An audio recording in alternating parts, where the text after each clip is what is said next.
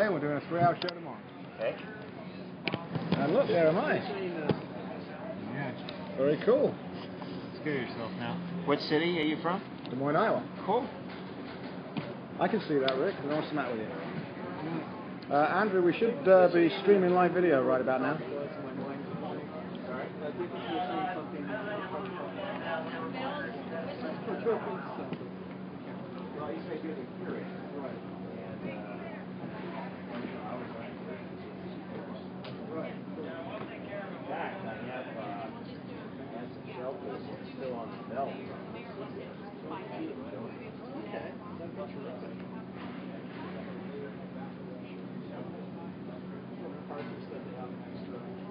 Isn't that weird? Now, what I'm looking at, the USS Iowa, is written in a mirror. Are you seeing it in English? All right, it's just the way we look at it. That's great. I'm glad it's in English. Excellent. Andrew can see us. So that's okay. So the video is up on WHO now.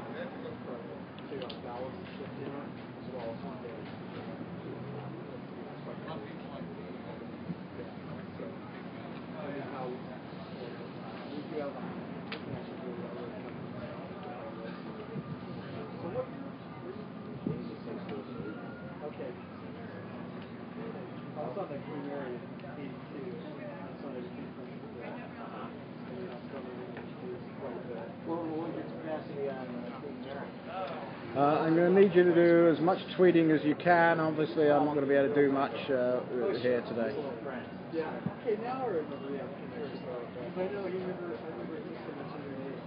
Okay, cool.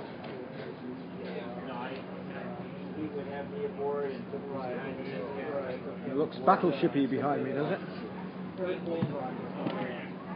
Wonderful. Well, let me show you a bit more, because there's me, and then there's a small battleship, and there's our flag. We're flying the flag, and if I keep going around, you're seeing this? And there's Puppy Jake over there. You see Puppy Jake? There he is. There's Puppy Jake. So this is really cool. There's the flag. I love the flag. And there I am. Hi. Very weird. All the way from sunny California.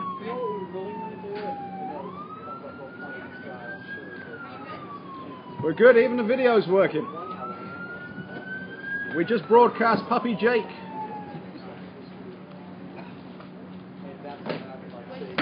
We just sent Puppy Jake out on the video link. Andrew just saw him. So we're live video. That's hilarious.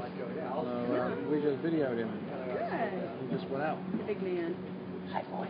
Did you see? Rich promoted him to KitKat. I did see that. Yes. Well, I should think so too. Well, why not? All right, we'll get it. I do like Chief Puppy Officer. Isn't that great? Chief Puppy Officer. It is. And he's also somebody else in the morale officer. So, do I have a list of the names of people who are coming on, or I'm just going to ask them? Not yet, but I can give you the first couple. Yeah, that'd be great. I'm hanging on. Okay, the first one is Dave Way, W-A-Y. He's the curator. And the next one is Jonathan Williams. 4 to 5 people within like the next 10 minutes. These guys are going to be live on the air, so I'm going to need you back over that way. But check and see if there's any media coming, would you? They're supposed to be down there now if there's anybody coming. And he's the executive officer. Why don't you meet me at the Newsman tent? I'd say 5. Okay. 310 is Mac, who's that Mike McInerney, who's our crew guy. Well, I'll just worry about the first, because that's my only two in the first hour, right? I've got the first. And am I going to be presenting this to the executive officer? Yes. Right. Yes, because Robert had to go off ship. So Okay. that'll be That's the fine. So he's at 3:45, right? Yes. 2:45. 2:45. Yeah. 2:45. My timing's all right. Yep, all right. I'll be right back up. Rick, going to need a little help from you at around 2:45. Okay, I'm going to be presenting this to a guest, and I would love it to be live on the video. Okay. But I'm going to have to stand up to do it. All right. And what the most important thing you show is the Iowa Lottery logo. Got it? You understand where we work, right?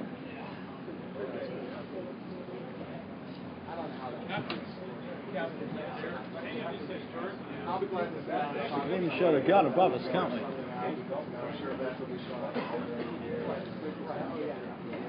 Hello, Andrew. Wood pointing up into the sun and it might wash out. I don't want you to look at the video right now because I'm just going up, and right over us, that is a 16-inch gun. Can you see it? You can see the gun? Okay, the sun's not too bright. Yeah, it's good. Excellent. Very cool.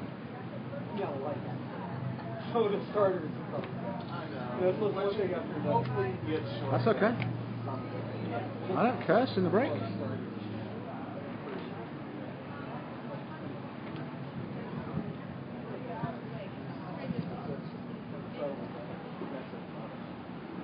Here we go.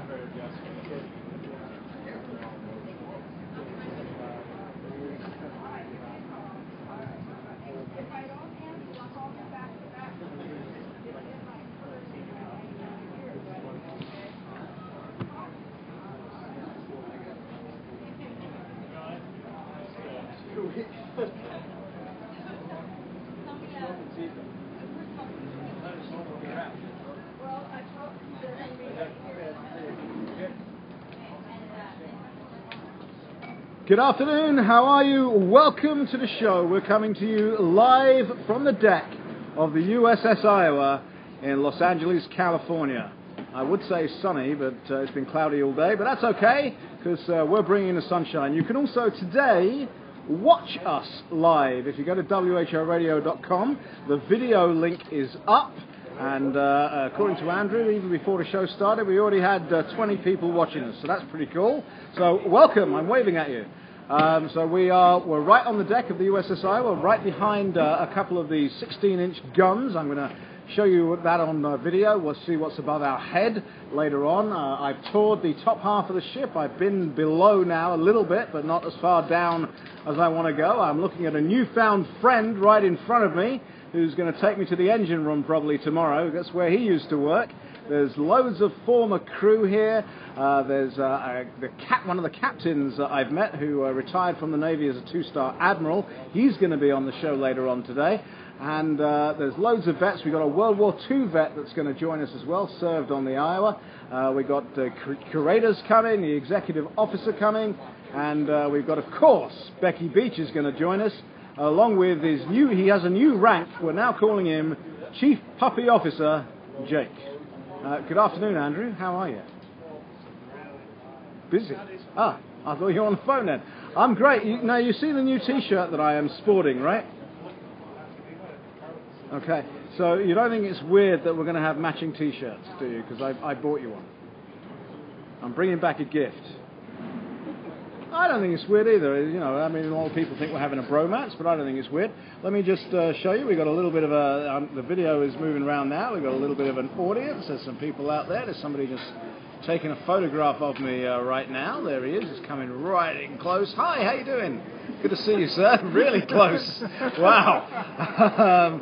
And if I pick this up and literally point it skywards, you can see that right above us are some of these 16-inch guns. So there you go, that's us, and let me bring that back down as slowly as I can so as not to make anybody seasick, even though we are on a ship. So there we are, then we're coming back into view now. There we go, hi! So we're going to do a lot of the usual things that we do, and a lot of very unusual things that we do. This boat right now, the ship is crawling with media, and that's okay. It's also got a lot of crew on it, a lot of veterans here. We're having a Veterans Day today, Andrew. So there's loads of veterans here. We've been here for quite a few hours now. And my show comes to air, and what happens? The sun comes out. I can actually feel it on my skin right now. And I know you guys are suffering there. We've been in the 60s. We've been cold this morning. No? Yeah, you're no sympathy whatsoever. The only real difficulty I'm going to have, Andrew, is the clock. It's hard for me to see stuff, so you're going to have to say things in my ear and let me know when I'm supposed to go and talk, for example, to Jim Brown. It feels to me like it's about time I was talking to Jim Brown, but that's just feel. So, you know, you're going to have to keep an eye on me and make sure I'm doing stuff. Here comes walking right towards me right now my good buddy Chief Puppy Officer Jake, he's here as well. And of course, our engineer is here, the man who managed to get us on the air today. We want you to take part in today's show as well. You've got to give us a call. Usual numbers, 284-1040, 1-800. And I've forgotten. Wow. How many times have I given that number out? I can't remember the 800 number, Andrew. Give it out. You can't either. Thank you very much. You see, it's all the excitement of being on the USS Iowa. I can't believe it. So it is fantastic that we've seen people quite literally in tears. We're going to talk to a guy from Winterset, Iowa, who last set foot on this boat before today 54 years ago. He served on the USS Iowa. Today is the first time he got back on this ship since that very day. So we're very excited. We're going to talk to him as well. So lots of good stuff planned, really. Lots of very exciting stuff planned, and we hope you stay with us. And you can follow us on video. Once again, we put the link up right at whoradio.com. So make sure you join us there. Right now, it feels definitely like I should be talking to Jim Brown. Good afternoon, Jim Brown. How are you? Not there. No Jim Brown. What's happened to Jim Brown, Andrew? No anybody. No, Andrew's not talking to me either. That's a little disconcerting. Maybe we dropped out. Maybe my chief engineer needs to pop over here and talk to me, because I'm not hearing Andrew or Jim Brown right now. Are we looking good? Everything looks okay. Got the engineer. Obviously, a few technical problems because this ship was in mothballs for a long time. So things like power and stuff like that, we're not really sure what's working. I know the video's working because I can actually see myself. So maybe you're following us on video right now. But what I definitely cannot hear is Andrew or Jim Brown. So while we figure out what's going on with that, maybe Rick might want to call in and see what's happening to our broadcast, because I don't know, but I can definitely talk to you. So yesterday we came on the ship for the first time. We did the tour of the top side, the guns that I just showed you, a 16-inch gun right above my head. Those things are very impressive. We tweeted out some of those pictures. You can find them at my Twitter account, at SimonRadio1776. We also put pictures up on Facebook, at the WHO Radio Facebook page, and also my own Facebook page. So that's available to you as well. So hopefully you'll be able to see that. And I'm hearing phones ringing in my background now. So I guess the station is calling us and we're seeing what is going on. But I'm assuming that the video is still actually broadcasting. So that's why I'm continuing to talk, because the video is still broadcasting, even if the audio connection is not. So we apparently have a minor technical issue, but hopefully the video is still out there and you guys are still with us. So that's what we're looking for. So yes, so we toured the ship right next to me, right here. Let me show you these. Let's pull the video a bit closer. Hi. So right over here, that's the back end of the 16-inch guns. If I just spin that upwards, you can see it goes. That's the forward battery. The gun above that you're looking at right now is from the rear battery at the front, because obviously it has twin 16-inch guns at the front. So that's right here. Everything was working perfectly well before we got on the air. We got on the air about 5 minutes, and now I've got no audio either. No audio. The audio's gone as well, so I'm not sure what that's about. Oh, the audio came back. So that's good. The audio came back, and Andrew is calling me, so I'm going to take this call because I know we're not on the radio, but we are on the video. Andrew, what's going on, buddy? Yeah, I know we've lost me the audio-wise. Rick's working on it, but I'm assuming the video is still going out. That's why I'm still talking away. Yeah. Okay. Well, Rick is working very hard. Stay on the phone with me. Stay with me. See if it's coming through. Can you hear me now?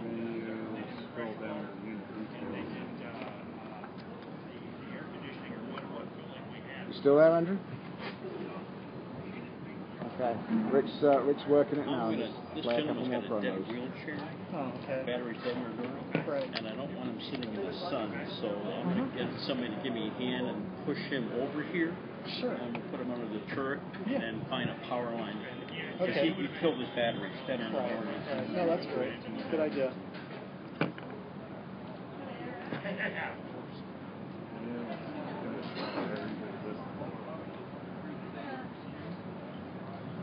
Keep playing promos for now. We're trying to re-hook up right now.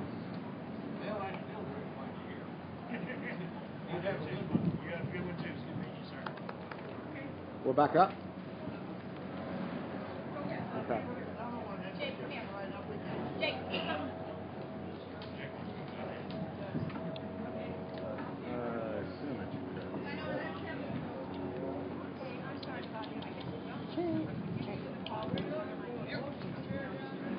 So apparently we are indeed broadcasting on the video, so clearly we're having a technical problem on the audio. It was all working wonderfully well, but we're going to keep trying. We are trying to make that work right now, so bear with us. I'll be right back with you.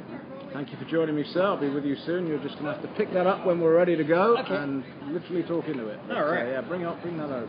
Sure. How are you? I'm be good as soon as our audio's back up. All right. Can you? I've got the audio, Andrew. Excellent. Okay, we're back on the air. We are back and running here. So 20 seconds to return. Okay, so 20 seconds till the audio comes back, and we've got our first guest, Andrew. It's going to be Dave Way. He is the curator. Okay. All right. So I'm going to turn the video around to him. Tell me when he's perfectly positioned, will you?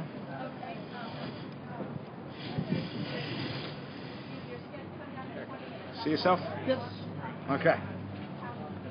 So what part of Australia from? All right, welcome back. We obviously had a slight technical hitch. The video, however, kept running, and the audio on the video kept running, so that's good. If you were following us on the internet, you certainly would have been able to see and hear me. Joining us now at our broadcast position, we're live, of course, from the USS Iowa in sunny California, I can now say. It's been that way really since we've been on the air, about 10 minutes now. So prior to that, it was very, very, very cloudy. But joining me now, we have Dave Way. He is the curator here on the USS Iowa. Welcome, sir. Thank you very much. Thanks for being here today. Oh, we love it. We wouldn't miss this for the world. The station was heavily involved in the saving of this ship, Van and Bonnie in particular, and obviously the state as well. So we're very pleased to be here. So tell me a bit about the history of this ship that I'm sat on right now. Oh, sure. Well, first of all, for starters, she was designed in 1938. Mm-hmm. They started construction in New York Naval Shipyard in Brooklyn in 1940. Okay. And she actually was launched 7 months ahead of schedule in 1942, commissioned in 1943, fought throughout World War II and won 9 battle stars. Right. And of course, she's noted for being kind of the Air Force One of the day. Mm-hmm. When she transported President Roosevelt to the Turin Conference in North Africa. Mm-hmm. Went into a short period of mothballs, the reserve fleet, and came out for the Korean War. Mm-hmm. Picked up 2 more battle stars, then a long period in the mothball fleet of 26 years, and then came out for the Cold War for her 3rd and last commissioning from 1984 to 1990. Mm-hmm. So in total, she's about 70 years old. Yeah. 50 years of reserve fleet, and then 20 years of active service. Okay. She was the last battleship in the world to be saved. Mm-hmm. No others have been made since World War II. Yeah. Will be the only battleship on the West Coast open to the public. Mm-hmm. And we're thrilled to have her here in California. I bet you are. At one point in time, the Pacific Fleet off the coast of Los Angeles was here from 1919 until 1940, before President Roosevelt ordered the battle fleet out to Pearl Harbor as like a pre-deployment to put some pressure in Japan. And of course, the rest we is know history. what happened next, don't we? Yes, indeed. We know exactly what happened next. Right. Okay, so there's a brief history of her, and of course then she was decommissioned for the big time, years. Yeah. And she, she's showing her age a little bit right now. We've there's a lot of stuff still to do here. Yeah, definitely. Most noticeable, of course, is the teakwood decks need replaced. Yeah. We estimated we have about 54,000 square feet, so that'll be an ongoing effort. But while we were up in the Port of Richmond, near Oakland and San Francisco Bay the last 9 months, we did manage to have a subcontractor repaint the exterior of the ship. Okay. And we've also gone into the interior areas and worked on the electrical systems, repainted some areas. And just during the last few weeks, we've opened up a museum, a brand new gift store. So we're slowly, compartment by compartment, bringing the ship alive and opening it up to the public. Absolutely. And as you can see, I've been to the gift store. Okay. Yes, you have. Right. Fully equipped. Fully attired. I even bought one of those for my producer Andrew. So we have matching T-shirts now. Sure. I'm afraid my credit card's going to get dinged a little bit anyhow. I'm not done yet in the gift store. I somehow know I'm not done in the gift store. Well, we like hearing that, actually. No, absolutely, because it's going to cost a lot of money to restore her fully to her former glory as near as possible. Absolutely. And we keep hearing that she is actually going to be one day fully restored and operational. I know there's an engine room guy here who I've met is super excited about that prospect, but I know that's years and years down the road. Right, it could be, it's a long-term dream. It's not impossible, but it just kind of remains to be seen. It's something in the back of our heads that would be wonderful. He said he was down there before. It looked like she would just fire up and get ready to go if she was had any fuel on board. Right. Well, they did keep the dehumidifiers running, for the last several years, and she was all sealed up. So the exterior took the brunt of the last 21 years. But the interior, in a lot of areas, even the brass is still polished, and the paint is in pristine shape. You really just need to dust and kind of mop the floor, and you're ready to go in a lot of aspects. Yeah, no, it's very, very impressive what they're doing here today. Sure. So, great. So, we love being here. We absolutely adore it. So how did you end up as the curator of the USS Iowa? Oh, boy. I actually started getting involved with our president, Robert Kent, about 16 years ago in one of his preliminary groups to save one of the Iowa-class battleships. And then the years went on, and I returned to Kid's dog and my normal job. But then this effort started to become, very real about 2 years ago. Sure. Coming to our home area, in Los Angeles, and I jumped back in as a volunteer. And my full intention was, if the ship was awarded, that I would leave my current job and join the ship. In the last 9 months, I was actually the tour manager. And one day our management said, I think we found our museum curator, which is wonderful because my whole life I've studied warships. It's been my hobby. I used to work on the Queen Mary. I'm a member of the Naval Institute Navy League.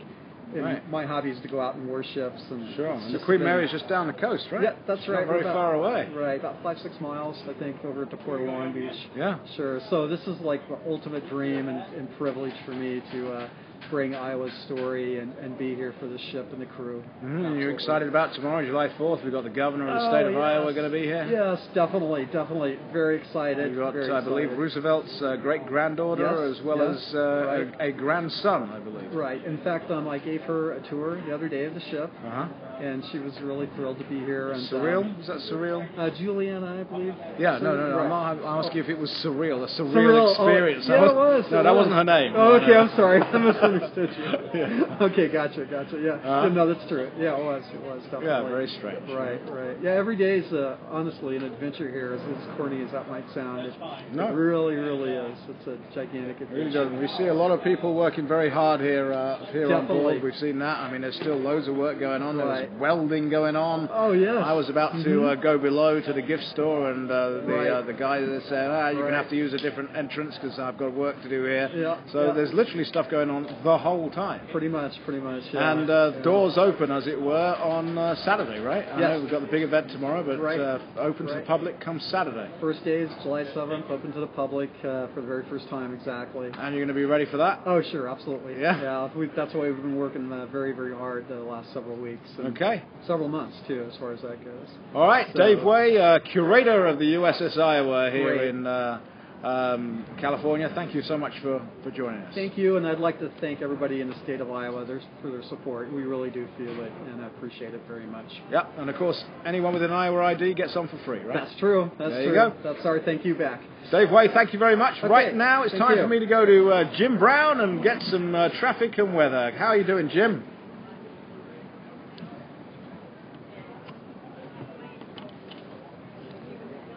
Really? I'll see if we can move it. I'll see if we can move it back. Look, there's Becky Beach in camera shot right now. She's going to wave, aren't you, Becky? Hi, Becky. There you go. There's Becky Beach waving for you.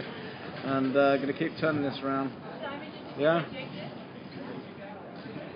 I'll tell you what, I'll just point it at the flag for now. There you go. Do traffic and weather, buddy. Great. Thank you. Alrighty. That was good. Thank you, sir. Oh, sure, you're welcome. My pleasure. Thank you very much, guys. Thank you. All right. You with us how long? 3 hours show today, 3 hours show tomorrow. Oh, good. You're here tomorrow, too. Outstanding. Yes, good for you guys. Thank you. Good deal. All right. I'm going to leave that pointed at the flag.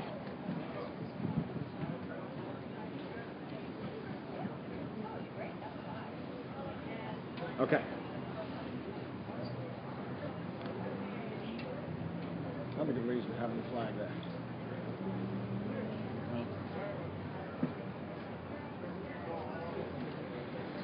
Hi, Andy. Have you running all over the place? Yeah, well, I knew that's what you wanted to do, so I left you to it for now. Should have sent pictures of everything as a question. Well, make sure I get copies of those pictures, because I'll stick them on my Facebook tonight. Absolutely. As soon as I get home, I'll upload them. Cool. And you're going to head back today?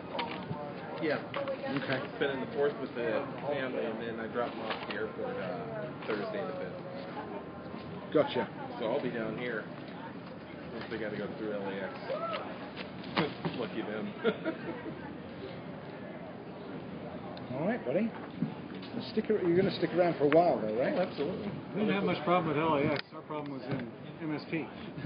We're broadcasting audio right now, yeah? Set up right Well, I here. assume it is. This, Whatever the that radio picks station up. is right now. And it's not using this. The actual Yeah.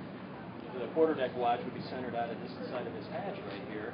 We would usually have that here, come all the way down and probably even getting on the ship right there. But you heard me saying earlier, the office of the deck was actually really formal on the ship. I mean, if you made one mistake on the general announcing system, the XO would be out screaming at you in a heartbeat. I mean, there was no tolerance for anything but perfection out here, and you were the captain representative as officer of the deck. So he would actually give you this big spot. You didn't get that yet.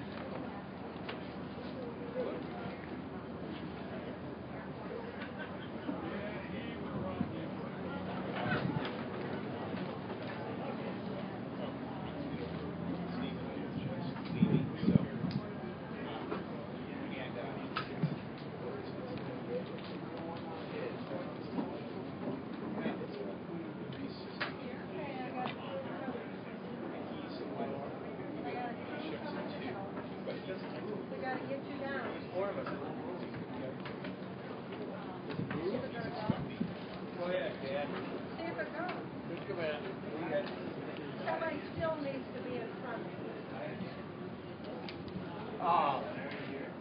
No, okay. Plug in. Somebody told me the battery. Yeah, so no.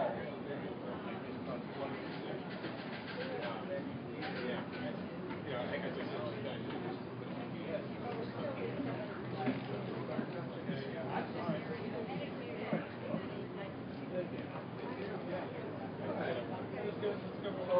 you know what? I'll bet you $5 that leverage on that. Yeah. That's why that thing was shut off by itself. Maybe so. All right. I did the levers so we can push them out of the way. You can do it away. Get out of the way. Yeah. Okay. All right. Get you right here.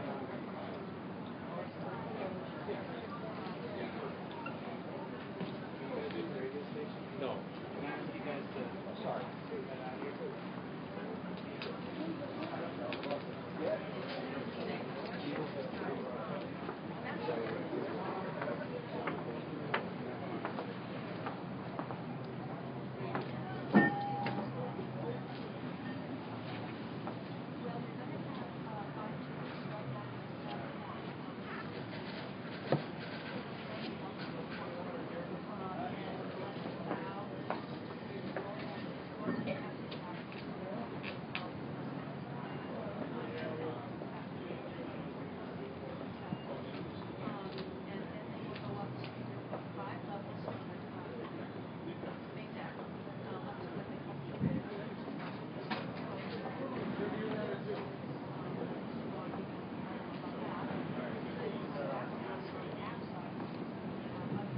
Are you with these guys? Yes. Okay.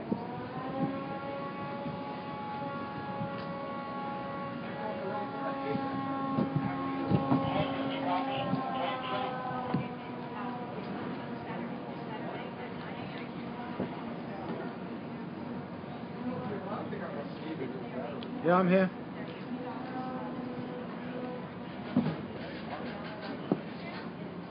Okay, alright, well at the moment you should just be looking at the flag.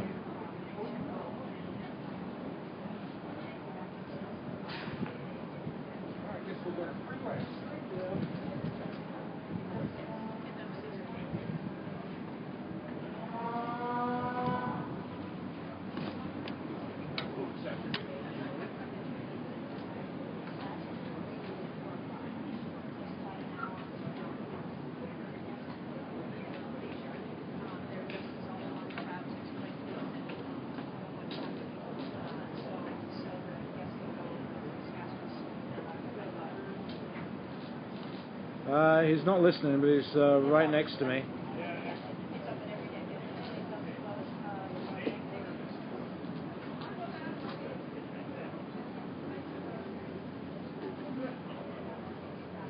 Sure. Oh, okay. Alright, I'll see if we can move him next to me. In fact, in that case, I'll tell Rick now. Thank you. Hey, Rick. I just spoke to Raleigh. We need to kind of change our setup here, because when I turned that to our guest, they couldn't see him because of the sun.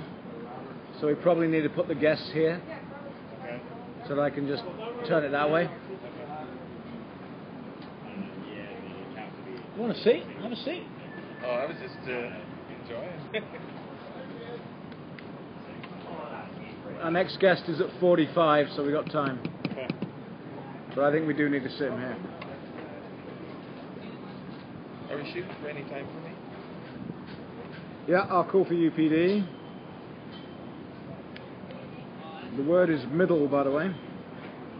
Oh no, it isn't. The word is left. Yeah, middle was yesterday. Yeah. The word is left.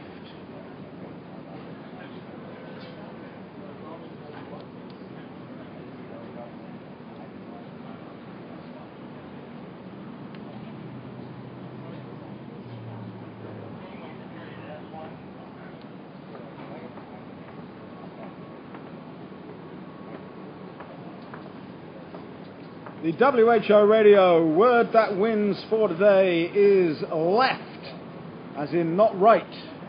Insiders, take that to whoradio.com, enter it in the appropriate place, and get points for stuff. That's how it works. Now, we haven't forgotten that there is a zero tolerance policy in Urbandale for fireworks. Luckily, we have the very great detectives, Rocket and Roman. Let's hear him, Andrew.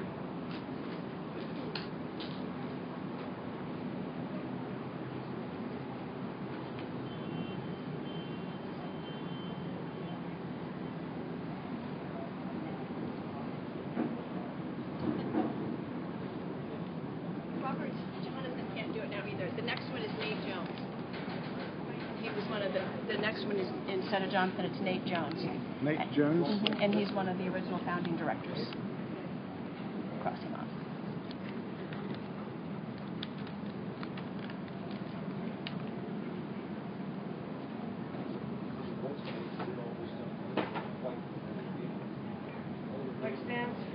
And Andrew, have Terry watch the video even after we're off. I want him to see the beginning of the next segment.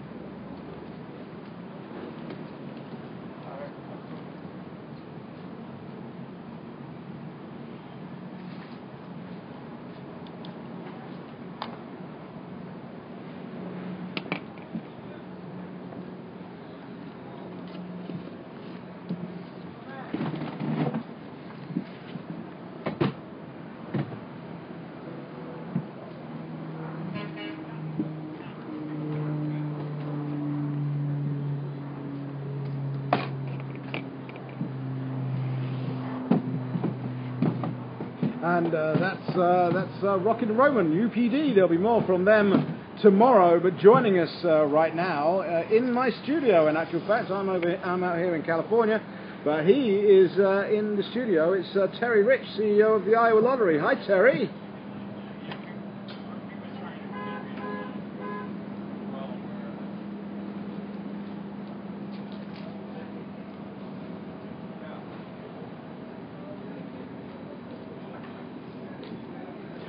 At your home? Oh, wow. That's going to be interesting. We'll follow that story. That's going to be excellent. All right, well, as you can see, because I believe you're looking at a video, we are live on the USS Iowa.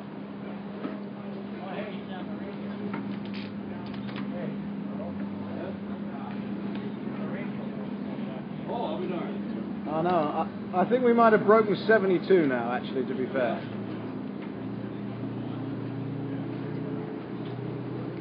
Mm-hmm.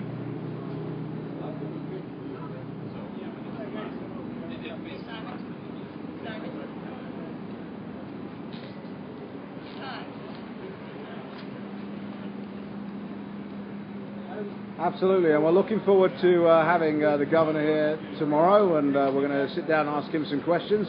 It's going to be a very, very important day, and we can't wait for it to take place. You know, look, we know the Iowa Lottery does an awful lot for our veterans, Terry. This is just part of that promotion, so we're very pleased that you're able to help us and enable us to be here whilst doing your work for the veterans. So thank you very much.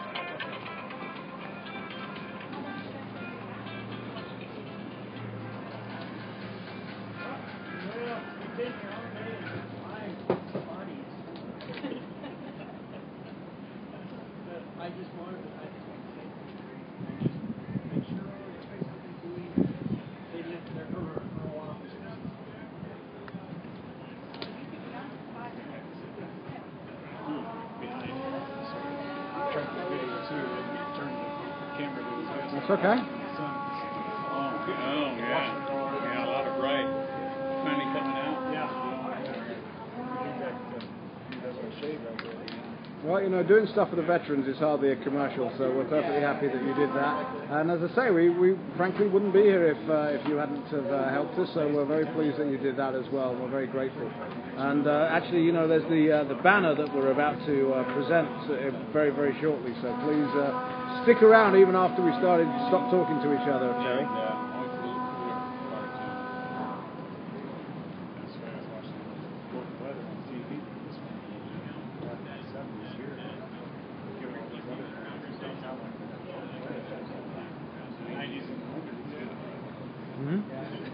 Love that ocean. I live 2 blocks from the ocean. There you go.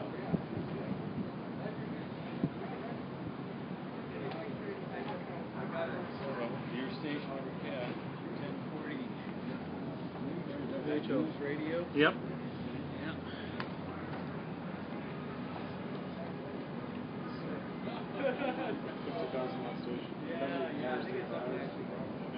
Oh, is that right? Okay. My great grandfather was president of the University of Iowa. They had tons of family that were farmers in North Dakota. My grandmother was born and raised in North Dakota, or in Iowa. Right. We're talking to Andrew later on, or maybe Jim Brown. I'm not sure which one. Brinson, there's no chance of getting a free lunch out of Brinson. That we know for sure. Ah!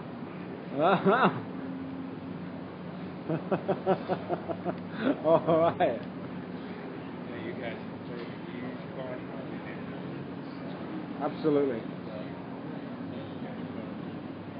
Thank you. And Terry, you've got to come out here and look at this incredible ship. She's not quite at her glory days, but it won't be long before she's looking exactly as she did. But you know, they actually had no choice but to do this very, very quickly. The Navy basically said, yeah, you can do it now, or we'll use her as target practice.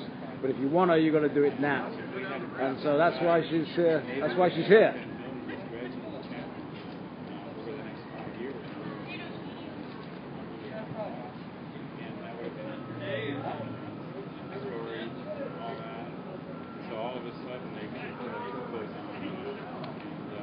Mm-hmm.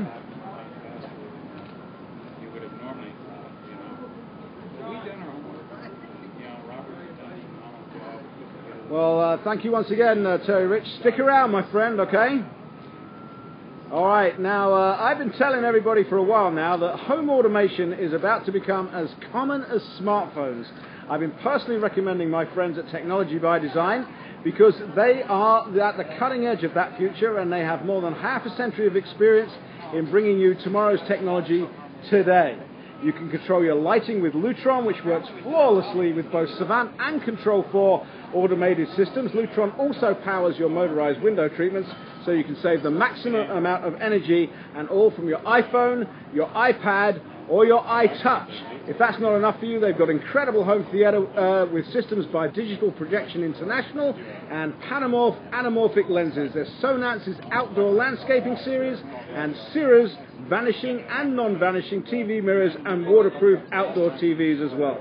Technology by Design is the only Savant dealer in the area, and they can even help you with central vacuuming by VacuFlow. You can find my friends at Technology by Design at 3956 Northwest Urbandale Drive in Urbandale, and check them out online at technologybydesign.com. Remember, Technology by Design is the only home automation company I personally recommend. Go see them today.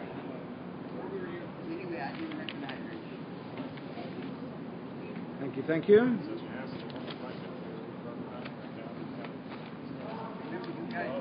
How long we got?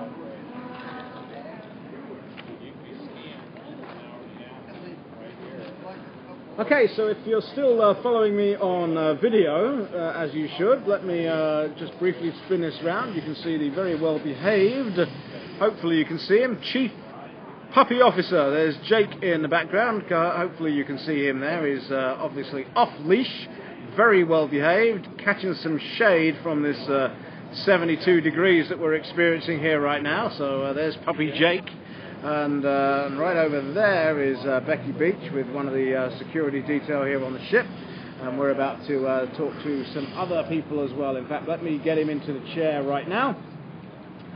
Nate, why don't you come on over, Nate?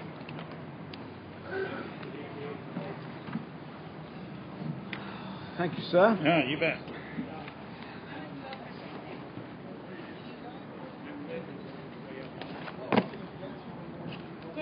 So let me point this at you.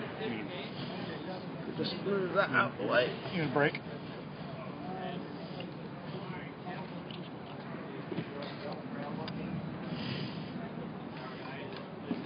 Hey, Andy, you're in shit. Come right there. That's great. At the end of this, I'm going to give this to you. Rick, at the end of this, I'm going to present this. Okay. What do you want me to I'm do? just going to want you to pick that up Okay. at that point.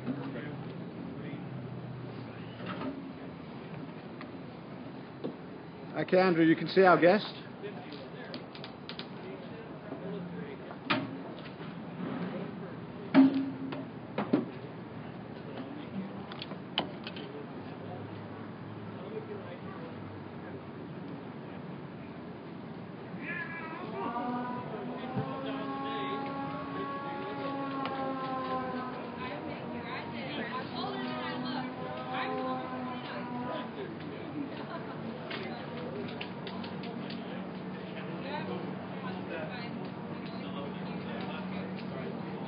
Okay, and you can see our guest on the video.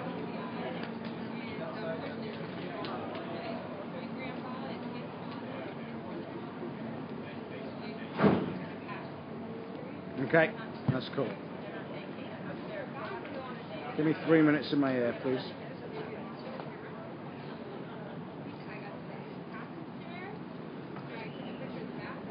We are live on the deck of the USS Iowa here in sunny California. It is sunny now, we're very pleased to say. We're underneath the 16-inch guns from the rear turret. I think that's at the front, the rear turret at the front. Is that the correct description? Nate Jones, my next guest. No, we're near the bow.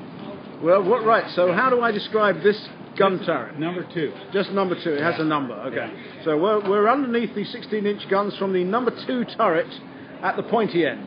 Is basically where we are. Nate Jones, one of the founding directors that helped save this ship. Yep, that's right. Yeah. Long haul. Yeah, long haul. And what made you decide to get involved in this, sir? I was 10 years old and went on an open house on the USS Missouri in 1953, and I've been hooked ever since. Right. Yeah. So that was the Missouri. Obviously, Missouri is now in Pearl Harbor. Right. Our little group was part of that, getting it over there. We had it actually. We tried for Long Beach, didn't work out. And this is the Pacific Battleship Center, right? That's correct. Okay. And so when you heard the Iowa was about to be turned into target practice, you sprung into action, I guess. Yeah, that's pretty much it.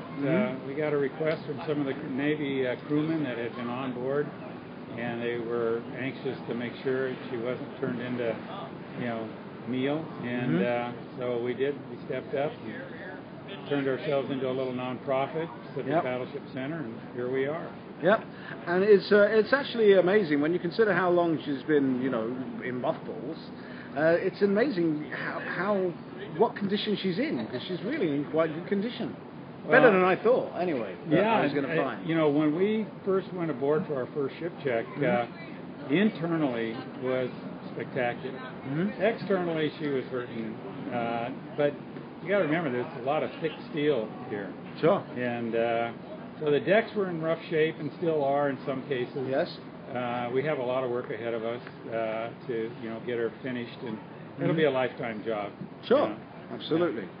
But it's something you're happy to dedicate your life to, right? Yeah. Well, I was 10 and 53, so if you do the math, you can tell you how long I've been kind of hooked on these battleships. But, I mean, that's what makes America wonderful, doesn't it? I mean, here you are, you're talking about something that happened to you when you were 10 years old, and you're a little older than that now.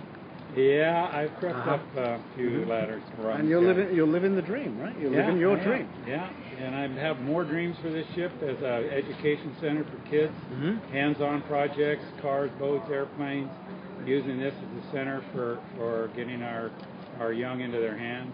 I hear down the road one of the things that you're planning is the sleepovers for scouting groups and all things kinds like that. of groups, yep. And I was just telling your partner here, I think we want to have a mountain bike challenge on the ship.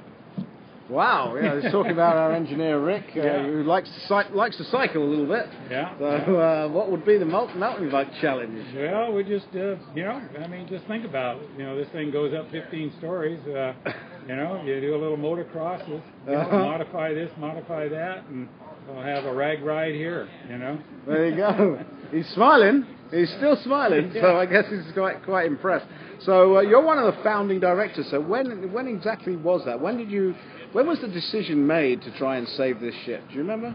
Well, I got started with the group in '97 when we went for the Missouri, and then when that happened and it went to Hawaii, we kind of phased down, and then I think basically we were like 4 or 5 years ago when we started trying to help a Northern California group to get their act together. Was when we first started concentrating on the Iowa. Okay. When that didn't work out, we kind of faded away, and then we got a call from some of the veterans and said, hey, they've lost their site up there, and consequently their right to have the exclusive for the ship.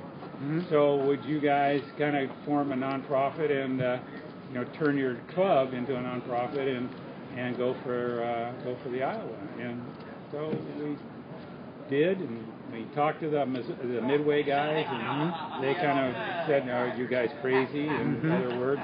And we said, "Of course we're crazy." And so we started to put it together.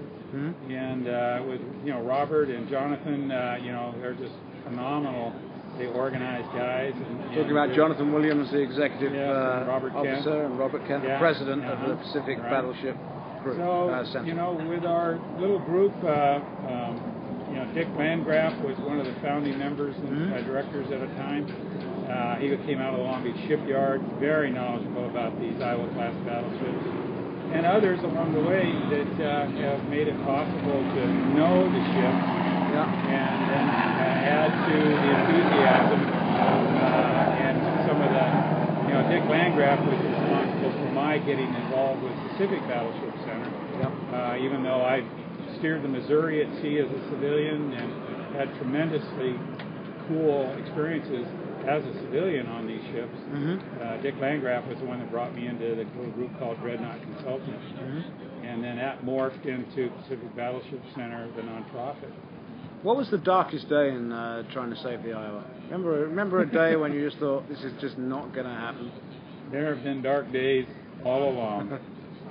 You know, it's a tremendous climb through the bureaucracies to make an entrepreneurial dream come true. Mm-hmm. So when you turn around to the Navy and you say, hey, we want the Iowa, when they stop laughing, what happens next? Well, no. You know, really, the Navy put the ship out for donation. Oh, okay. And they said, you know, if somebody can meet the standards, 1,200 pages, then you know, you can have the Iowa. You know, I mean, it doesn't. You don't have to give them $1. Yeah. You know, but you got to raise millions. Yeah. And you know, thanks to Iowa, you know, we got a big leg up on Governor, you know, Senator Grassley and Harkin and Governor Branston. You know, and having a lot of family of my own out of in Iowa, still farming away, and my grandmother was born and raised in Iowa, and you know, my wife graduated from Luther in Decorah, so. You know, strong Iowa connection. Yeah, I'm strong Iowa. I've got lots of great stories about a city kid on the farm in Iowa. But you know, so we get all of that. Tell us one of those.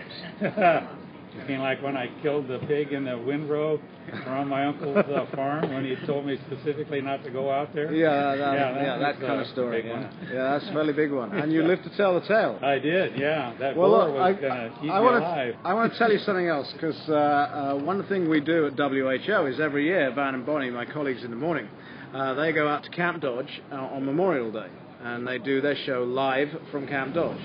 Okay? So what we did this year, I'm going to have to stand up and try and talk, is that because we knew we were coming here, we sent them there with a banner, okay? And this banner, hang on a second, let me open this up for you.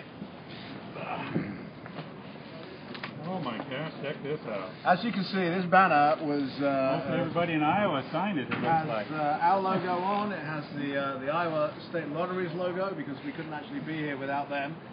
So they're supporting us, and of course it's thank you for serving our country across the top. And then just we ran out of room for people to sign it.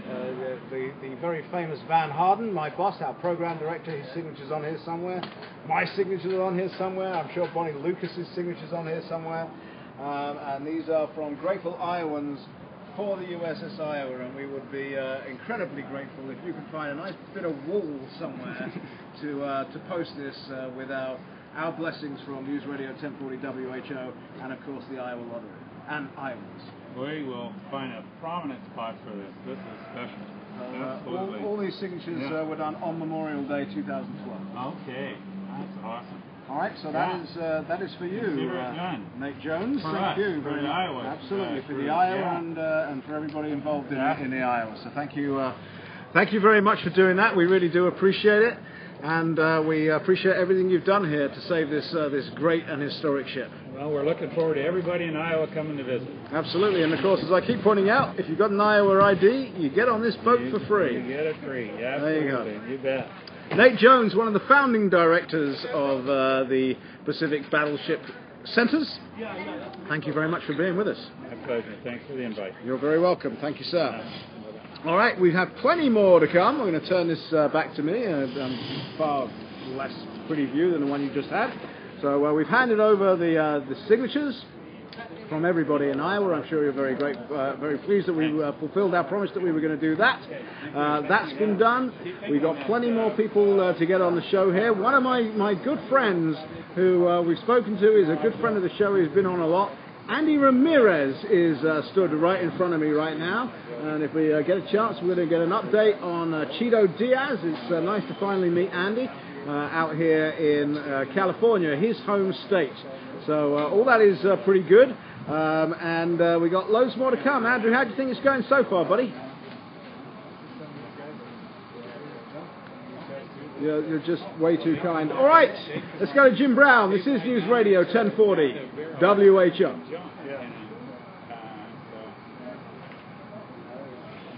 Yeah, you might have to fight Andrew for it. I'll see what I can do. Oh, good. All right, buddy. Thanks very much. That's the flag.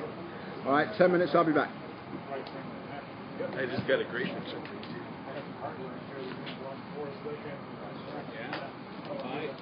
I got a Well, my buddy got me into the Missouri program, and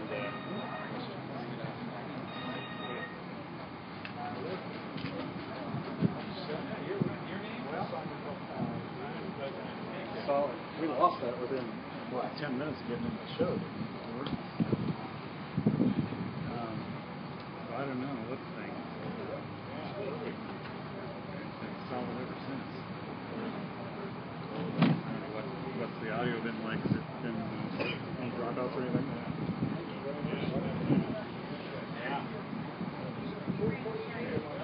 Well, I guess we can. I guess we can let it go, and if it does it again about the same time, we'll reset. Yeah. Really nice. Very good. I'll send you a picture.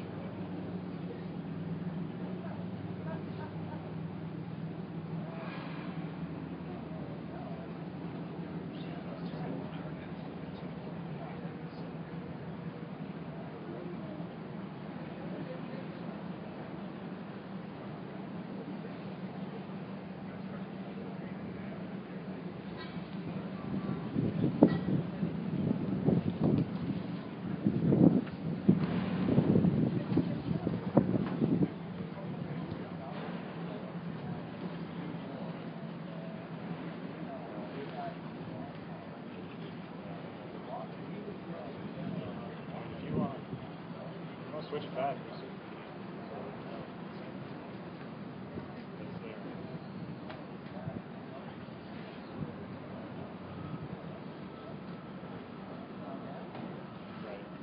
Track. Yeah. Well, let's go ahead.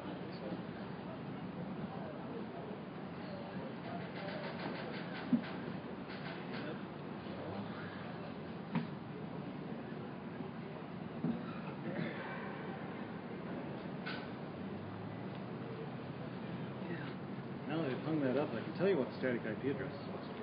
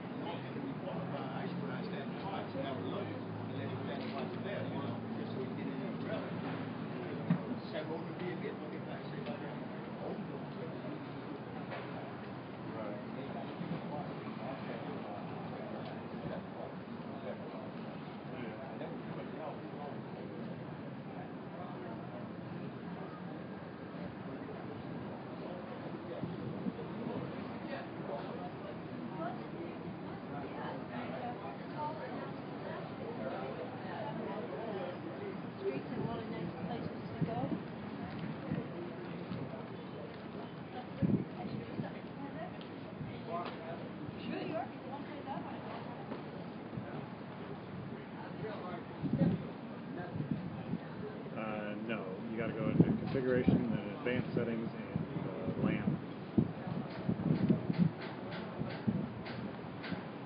Yeah. Just set back to static. Once you do that,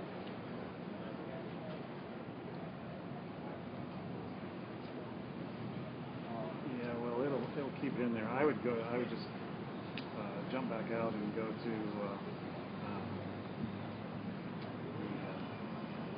unit details.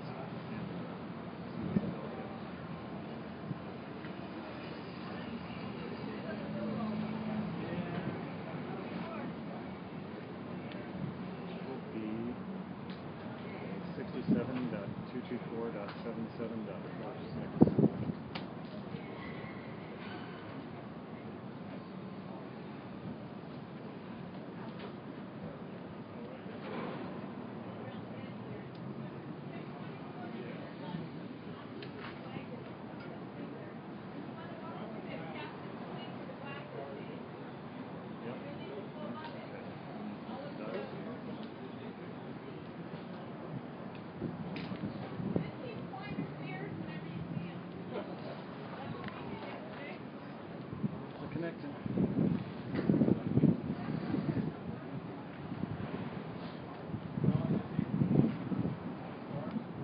Yeah, exactly.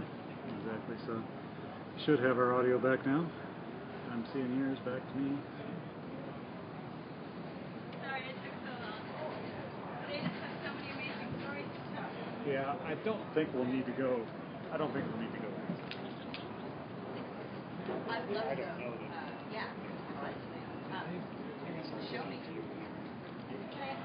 I'm not even.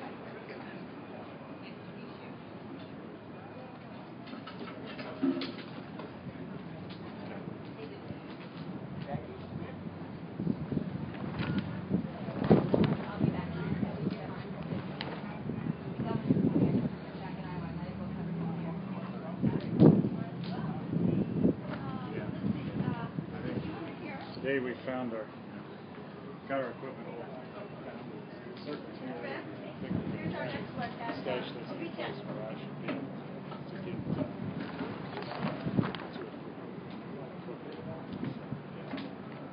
You still here? Yeah. Said you wanted to do me after 6 o'clock. Oh, okay, yeah. Well, I thought, yeah, but, yes, I do, but I thought, go next. It's quite a fluid operation. So.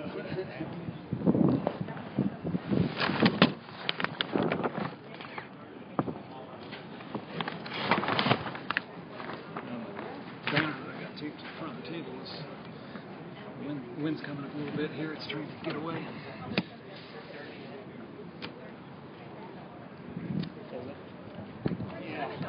Yeah, we've got. We had pretty cloudy overcast. We probably had to have some this decided. Finally starting to clear, so we got some harsh light.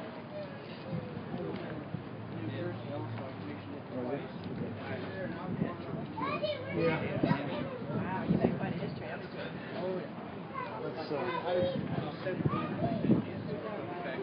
yeah. We'll see what. I don't know if I told you I ended up set up right up on the route. I don't know if you were Paul Hardy. For that street, I don't know what kind of cost.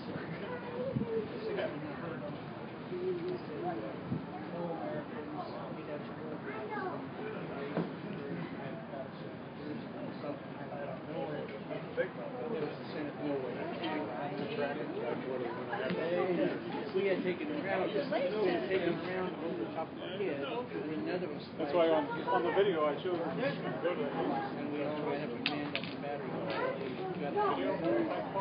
Here's your next one. He is from Columbia, Iowa. Hi. Great. Hi, Chief Puppy Officer. Chief Puppy Officer. We love it. Can I help you? We're going to see you over here. Oh, already? It might not be today. Okay. Yeah, I've already got people scheduled on. I'm doing the. I'm back, Andrew. I've already got people already scheduled. I'm really going to need clock in my ear. I can't see it. It looks what? Oh, actually, yeah, I'll be here when they're reunion very tomorrow. Okay. Oh, it's a little breeze, but it's not bad, and it makes the flag look better.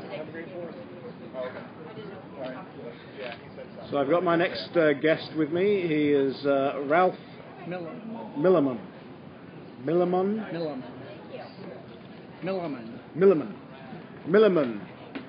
And he's from Moravia, Iowa.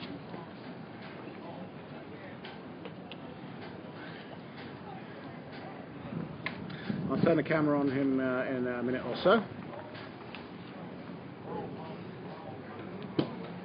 And you were on here 87 to 89, I see. Excellent. Hey, Rick. Yes. How far can you take the video and still broadcast? Oh, always. So you could do a quick video tour at some point? Not very much. I mean, I'm talking about the big guns, or up to the front for the big guns. Give it a try. Okay, well, I think it's worth trying. My Wi-Fi device is right there, so... Oh, okay, well, yeah, not that far. Well, maybe even if you go up the ladder and shoot forward, now maybe that'll work. I can't believe I forgot the 800 number. How crazy is that? Amazing, man. My next commercial is 5:45, right?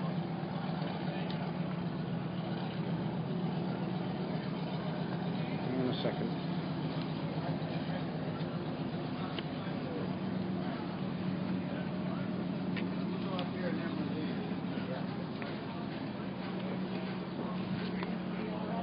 There you go. Go, guys, and sleep. Yeah, keep the clock going in my ear, even, all you have to do is say 5:13, 5:14, that's all I need.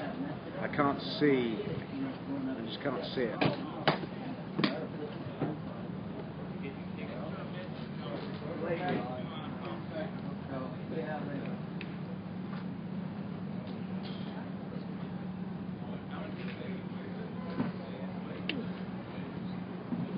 Did the banner handover look good on video? Okay, excellent. Terry, see it? Excellent. Great. Okay.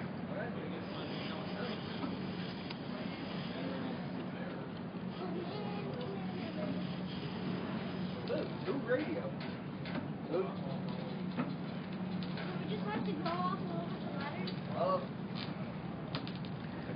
We are coming to you live from the USS Iowa in California at the port of Los Angeles, and the sky is turning more blue by the minute. I can't tell you, before we came on the air today, it has been grey and cloudy and frankly a little bit cold the whole day, and as soon as we came on the air, in celebration of the sunshine in Iowa, the sun came out here and it's been pouring down on us ever since.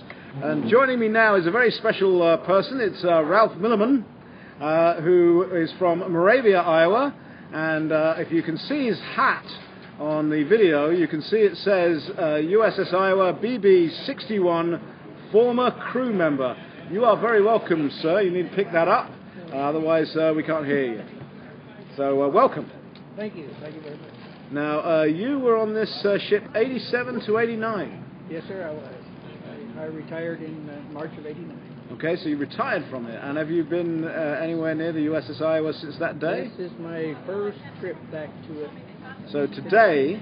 is a homecoming. Okay, so the last time you walked off this vessel before today was... My retirement day, March 30th, 1989. Okay, 09. So it's 23 years since you've been on this ship. Right. What was it like coming aboard today? It was a homecoming, a lot of mixed emotions. I remember there was a lot of good times and a lot of hardships that we went through as a crew, and the hardships that followed. Yeah. Also, I have a lot of fond memories of all the guys I served with. So it was just heartfelt. Yeah, you seem very emotional, and a lot of people wearing the hat that you're wearing today. I've seen a lot of emotion. I've seen some tears even today. Yes, and even when some of the other shipmates and I talk, we still get that way with each other. It was really amazing. All of these years, this is my first reunion that I've come to for the commissioning of the museum. Yeah. So it was really heartfelt on the way it came about.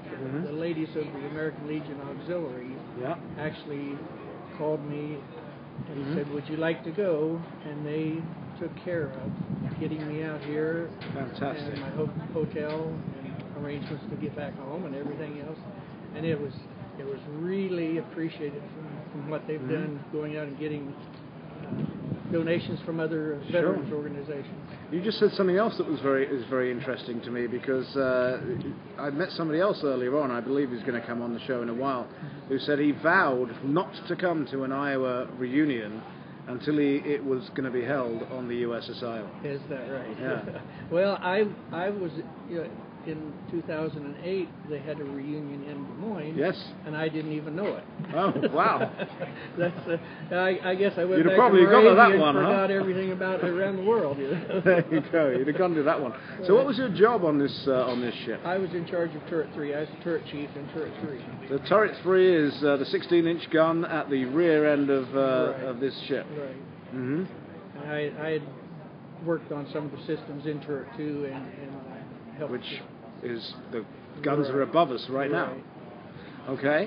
And I can't imagine what it's like when you fire those things. Did you obviously even for test firing, you must have fired them. It is amazing. You can just feel the power of what is being put out. You know, you see the large back end of the gun recoiling toward you 48 inches real fast. I got this great book. I'm going to try and show it on a video, because it shows all 3 turrets firing. Right. And I'm going to try and show that. Hopefully you guys can see that. Andrew, help me here. Can you see that? Okay, so can you see like the water in front of the rear gun that's firing? I mean, almost like the crater in the ocean that it's causing. Isn't that amazing? Well, there's the picture of the USS Iowa with. I'm going to move that out of the way so we can see our guest again. I mean, were you on board when all 3 batteries went off like that? Oh yes, several times. We fired the 9-gun salvo several times for different causes, reasons. Sure. Where have you been on this ship? I was in the Persian Gulf on our cruise through the Mediterranean, through the Suez Canal, into the Persian Gulf, and then back home again. Okay. So we saw a little bit of the water. There you go. I've spoken to some people that have looked for things that they left here. There's one guy that hid a cigar box, and he couldn't find it today. He hid it. He had coins in there and all kinds of stuff, and it wasn't there. But someone else found a log entry in the engine room that they personally made. Have you found anything personal today, sir? Have you looked for something? Yes, I took my wife down into the chief's quarters, and I found my bunk down there. The mattress was gone, but it still felt about the same comfort. I laid down in it with her. She took a picture of me, you know, and this is where I was. It was in the middle bunk. There's not a lot of room to turn over. Sure. Once you got in there, you was in there. And that was, of course, an improvement from when this ship was first commissioned in the 40s, when it was almost hammocks on chains, right? Right. So I had commissioned in New Jersey twice. I was on it, and the first time that's the way it was, with the chains. Some of the bunks were 5 high. Yeah. Wow. So you found your bunk. That's amazing. Bunk. And of course, your wife would never have known where you were sleeping. She never came home before then. So, what did she make of that? Did she? She was amazed at what it looked like back there. Because when you were saying I'm going on a cruise through the Mediterranean, did you take some? You take some heat for that at the time? No. She was good. I can imagine some women going, "Well, that doesn't sound very rough to me." Well, we went through school together. After I retired, I came back home and we ran into each other and got married after I retired. Okay, all right. Well, that's great. Look, thank you so much for joining me today and for relaying some of these great stories. And thank you very much for your service to our nation, sir. And we love having you here, particularly as you're from Iowa. Well, you know, my niece, when I came out here, she said, "You have to go see." And she said, "We have his station on all the time. We listen to it." So that's wonderful. That's great. Well, thank you very much. Appreciate it. Right now, I've got to go to Jim Brown and do some traffic and weather. Jim, ahoy there, Jim. Okay. Thank you, sir. Really appreciate that. That's cool.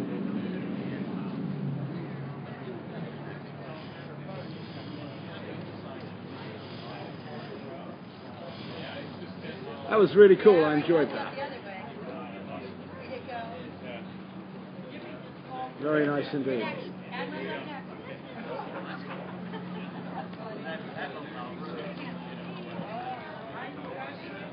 Keep us as tight as you can, buddy. All right, so point us around to our next guest.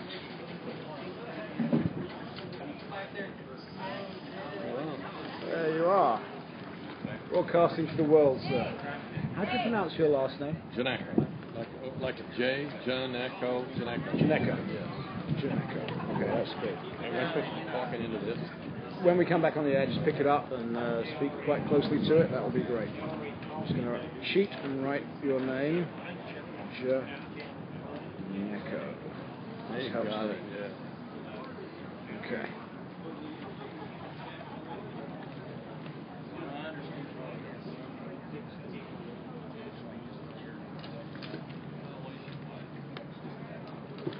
One and a half minutes. Thank you very much. Next up, Andrew, for the special is a former captain of the Iowa. That's who's on the video right now.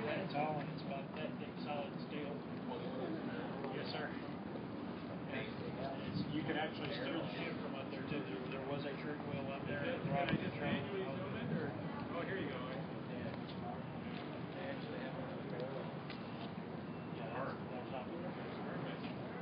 He's a star, isn't he? Jake's a star of the show. Absolutely. How long have you been at WHO? About 18 months now. Oh, okay. I love it. We've given him a rank now. He's Chief Puppy Officer.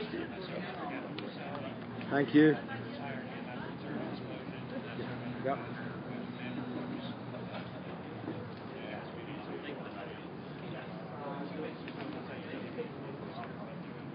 About 20 seconds.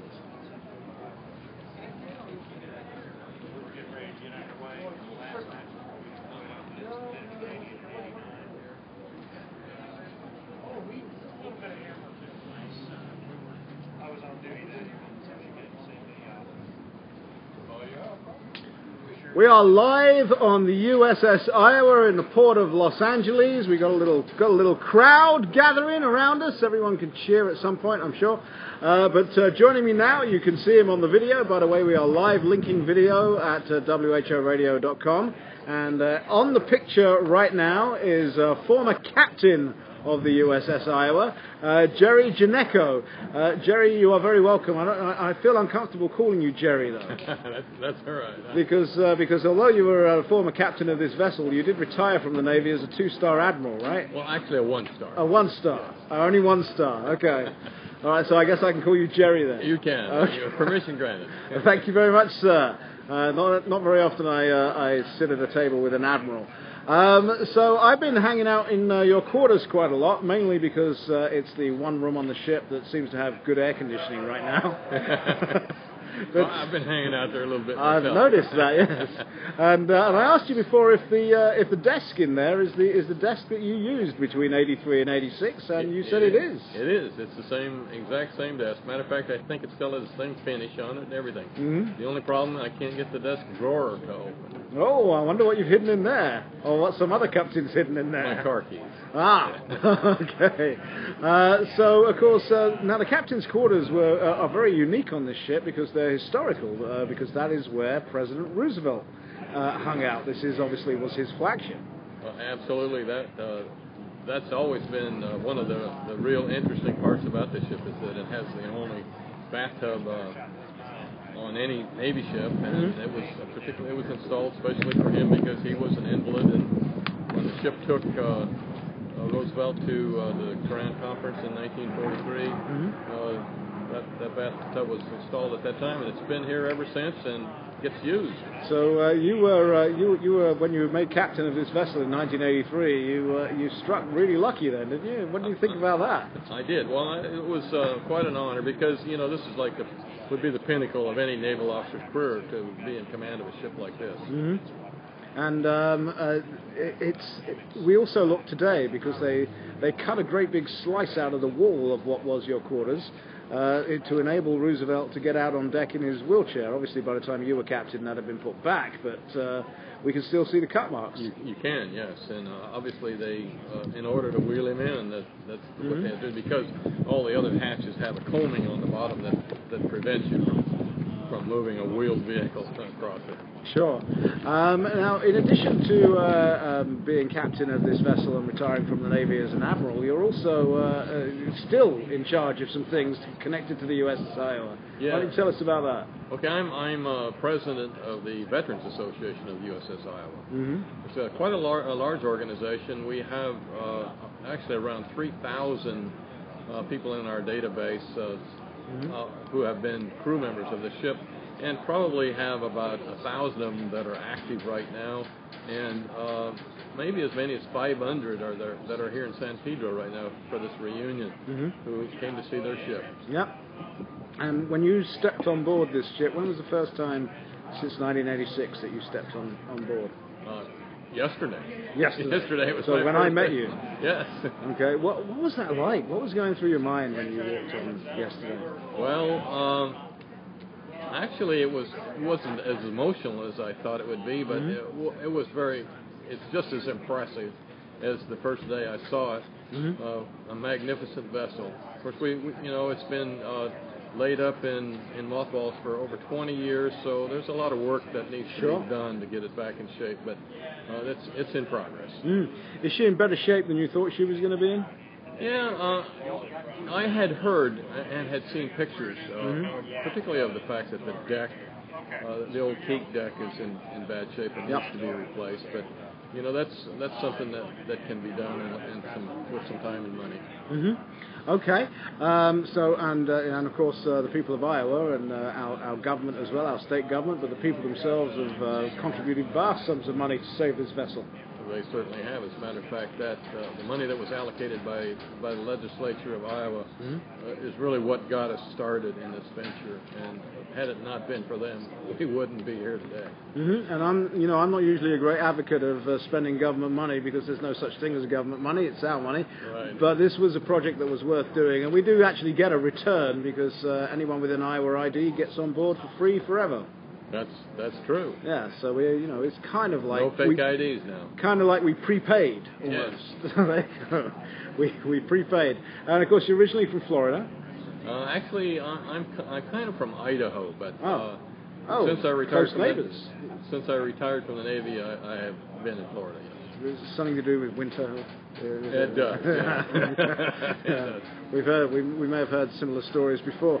Okay, so whilst you were captain of this ship between 83 and 86, you were the first captain after a recommissioning. Is that right? That's right. Actually, I came to the ship in 1983 while it was in Pascagoula being converted, and it was a significant conversion, because many of the guns were taken off and missiles and new electronics and communications equipment installed. That was a relatively lengthy process. It took 18 months or so, and then the ship was commissioned in 84. Did you see any action on it? Well, not truly. We sounds like something you probably shouldn't be talking about, the way you said that. No, we showed the flag a lot in various parts of the world, and when we did that, our normal operation would be to take the president or officials from that country out with us to sea, and we would demonstrate for them what we call a firepower demonstration, which normally consisted of a broadside of 16-inch guns, which is pretty impressive. Yeah, we've shown a picture of that. I've got one right here. I mean, that's quite something when all guns are blazing, isn't it? Quite amazing. Admiral Jerry Janecko, thank you so much for sitting down at the table with us. My pleasure. We really appreciate it. Welcome back home. Thank you. All right, let's go and talk to Jim Brown and get some more traffic and weather. When was the last time you sat down with an admiral, Jim Brown? Jim Brown! I said, when was the last time you sat down with an admiral? Okay. All right, no problem. As long as I thought we lost the line then for a second. Don't do that to me. Sure, hang on. Thank you very much, sir. Appreciate you coming. My pleasure. Is that down?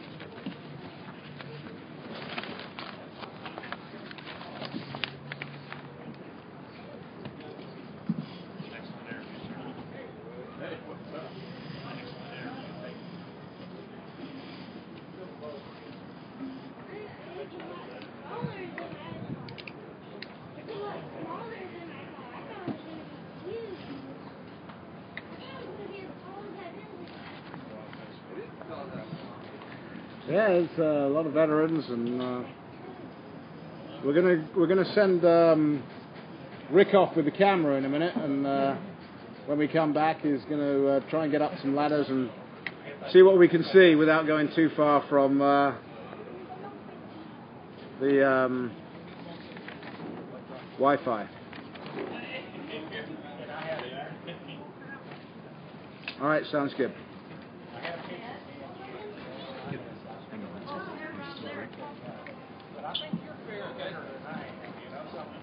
Are you looking for something to do this summer? Well, if you bring your gold or silver to the Gold Guys, you can get a free ticket offered to the Minnesota Science Museum.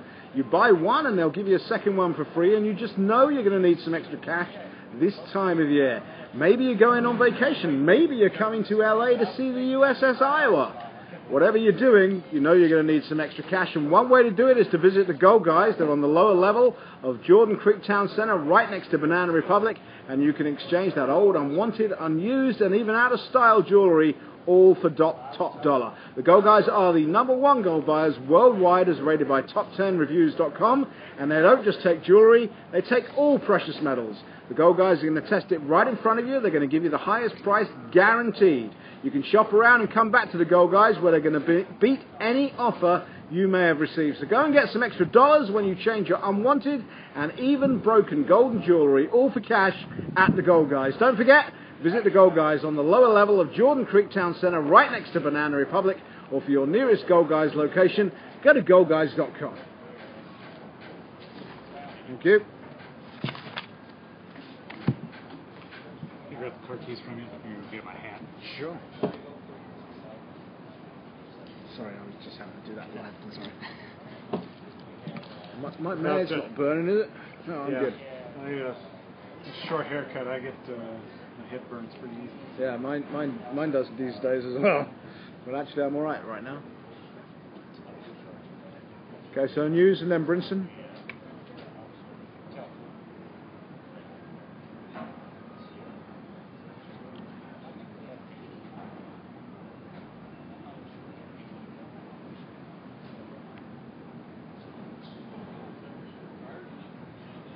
No.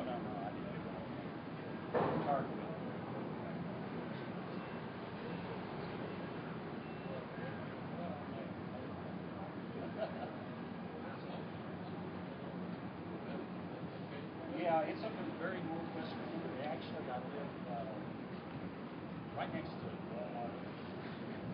Here's our next one. Probably. He lives in Iowa. Yes, we've already chatted. On the air? No. Oh. Hi, Gary. Hi. Have yourself a seat, Gary. Marlin, that's right. Andrew? Gary Marlin has just sat down at the table. He's the guy I sent you the picture of before. You get that? When he was 17, he sat on one of the shells. Yeah, he's the guy that's coming up after this break. Now we got about 3 or 4 minutes. Sure. Say that again. Yeah, probably. I'll turn it to me. Okay.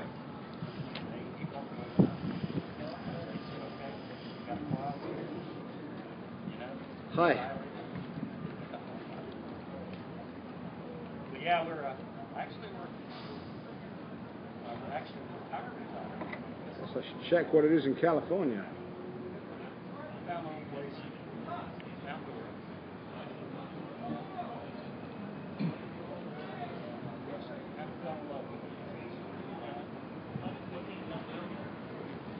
Okay.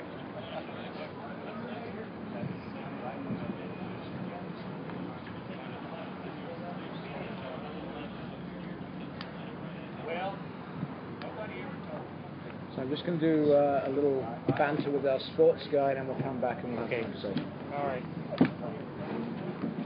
There we go.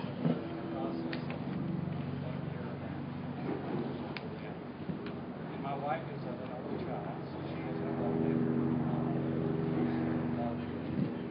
You can make it live now.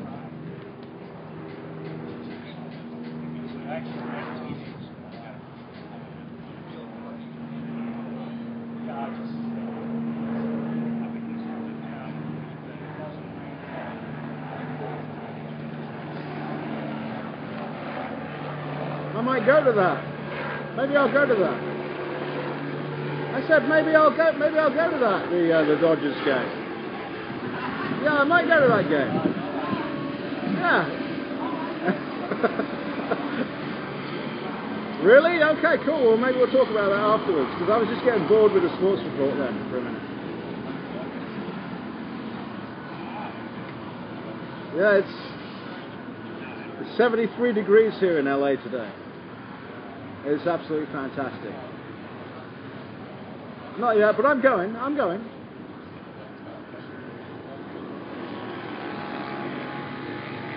No, it's very kind of you. But no, we're still on the USS Iowa. We're having a fantastic time, Jim. What's going on at Wimbledon? Never mind the rest of it.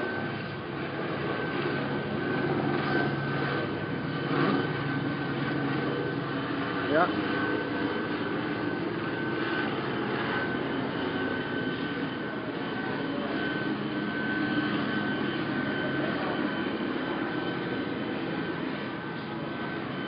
Excellent. You actually did that quite professionally. I was impressed. Yeah, it's probably because I'm looking at you down a TV screen, and that's probably why. Yeah. Thank you very much. I appreciate that. Jim Brinson, thank you so much for doing the sport. We always appreciate it. Yes. Say goodbye, Jim. Okay, thank you very much. Let me go to our next guest.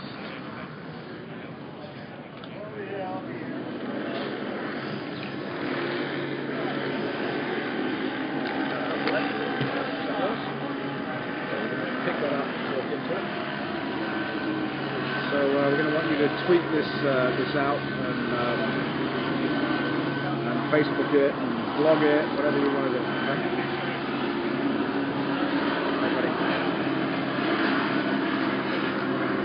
It's really helpful if the helicopter stops doing circles above my head.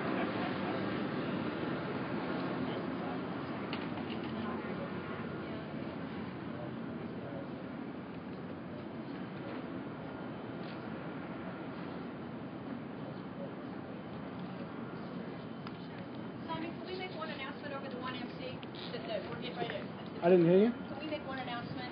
Of course. Yeah. Go right ahead. Are you guys on radio right now? Not yet, but we're about to be. But that's okay. How long? It's live radio. Yeah. Fine. It won't take long, will it? I don't know what announcement we're making. We're closing at 4 o'clock, right?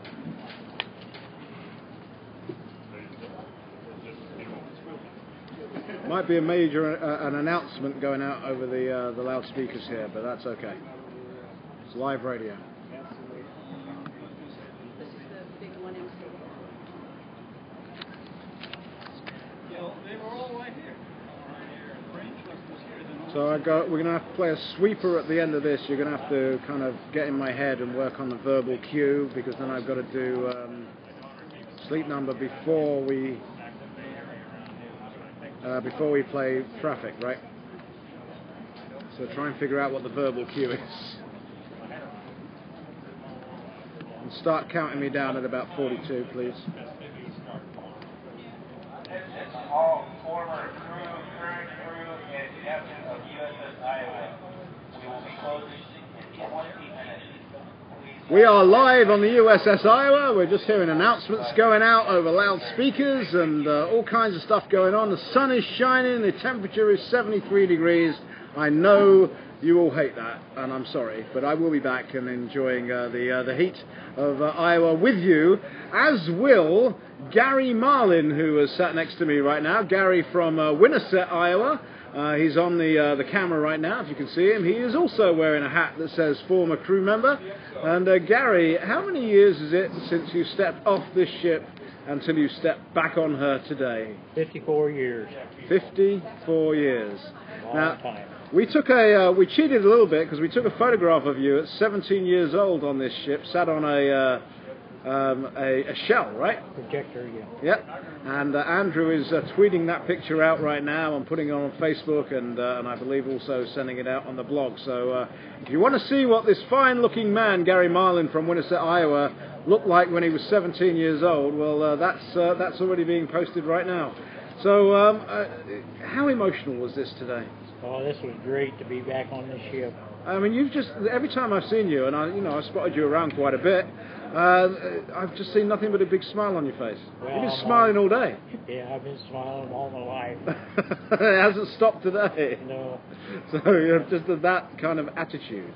Yeah, this is great today. Be on Iowa again. Yeah. Did you ever think you would set foot on her again? No, I really didn't. When was the first time you heard that they were going to try and save her? Oh, I think it was 3 or 4 years ago. Uh-huh. And did you think it was going to happen? They was going to put it in San Francisco. Did you think it was going to happen? I thought it was in San Francisco, and then they moved it out of there. Yeah, that didn't work. Uh-huh. So you were telling me before that you're a bit of a daredevil, and in bad weather you were up taking pictures from places you probably shouldn't have been, right? Yes, probably. So the Admiral's gone now. He can't do anything about it. Really? Yeah. Yeah, I used to take them on the 011 level, high as you can get on the ship. Yeah, that's literally it's like I don't even know how to, an old crow's nest almost. Yes. Yeah. And in fact, we should point out that Becky Beach, who will be joining us later on, when they towed this ship into here, that's where she was stood, on level 11. Oh, she did? Yeah. She's quite some lady, isn't she? Yeah. Yeah, you've met Becky today? Yes, she's a real help to the Iowa. Yes, she certainly was. So what are some of your greatest memories here? Oh, my greatest memory is probably 1956, Carol Morris, when she was Miss Iowa. Okay. And then Miss USA. And in 1957, she got to be Miss Universe. Okay. And she came aboard our ship. And we got to go up to the captain's quarters. There was 21 of us from Iowa. Got to go up there and meet her. And that was a real privilege. Have you stayed in touch? No, I haven't stayed in touch. Your wife wouldn't have liked that. No, really not.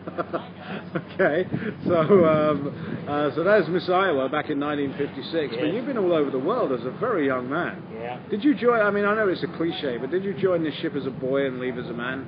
Yes, I really grew up on this ship. Tell me why. Tell me what happened. Tell me what made you grow up. What things were taking place here that made you stop being a boy? Taking orders from other people. I kind of wasn't used to when I was a kid back in Preston, Iowa. And just growing up, really. Yeah. And working with older guys. And they showed me the ropes. Some of them were real good, and some of them were afraid you was going to take their job from them. And what was your job? Or what jobs did you have on this ship? I was a carpenter on the ship. And I took care of the CO2 bottles. Okay. That was a hard job because everybody on Liberty bring back their beer and cooled off their beer with this small CO2 bottles. Cooled them off in about 30 seconds. And so you had to keep control of all that. Yeah. I have to refill them. So if we had a fire or something, then we could go right to them. Sure. And where have you been on this ship? Where in the world did you go? Well, on the first cruise, I went to Cuba. And that was before Fidel Castro took over. I went into Havana City. It was a great place to go on Liberty. And then from there, I went to Copenhagen, Denmark, and Portsmouth, England. I went to Rio de Janeiro, Brazil, Halifax, Nova Scotia, and New York. There was a lot of countries that I went to. England, and France, Italy, Turkey, Spain, in the Mediterranean. Now, of course, you served before she was refurbished. There were no missiles on board when you were serving on her. So have you found anything, any personal space here that brought back some very specific memories for you today? Yeah, the mess hall probably. Yeah? Yeah? Yeah. Those people, that we see, I seen a lot of other shipmates, and they was all talking about the mess hall too. The food we got, it was really pretty good when you look back at it. Did you say that at the time? Not really. And the Jello was on them. They put it down in the reefers there. A lot of times, I was a carpenter. I had to build coffins for people that were killed or died on the ship, and they stored them down there with the food. So I never wanted to eat any Jello that was down there. And is your shop gone now? Yes, the shop gone. The shop was gone. Yes. You looked for it though today? Yeah, I went down there and looked for it. Even my sleeping quarters. And you find that? Oh, you're right, yeah, because they refurbished all that. You when you were on board, it was the kind of hammocks and the chains, right? Yeah. And, now they got bunks, proper bunks. Bunks with sliders underneath. Like luxury. Yeah, really. Yeah. They weren't real Navy like you, right? Yep. There you go. And we had a whole different bathroom system, I'll tell you that. Okay. Yeah, maybe we'll save that one for a private conversation. Yeah, really. All right, Gary Marlin from Winterset, Iowa, served on the USS Iowa between 1956 and 1958. It's been a pleasure meeting you during the course of the day, and thank you so much for sitting down with us today, Gary. Well, thank you.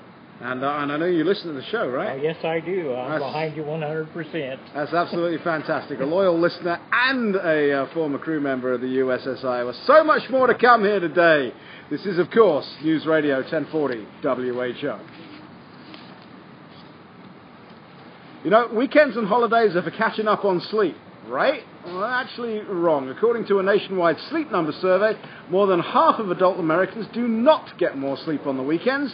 What you really need is a better night's sleep every night, like the deep, restorative sleep you get on a sleep number bed.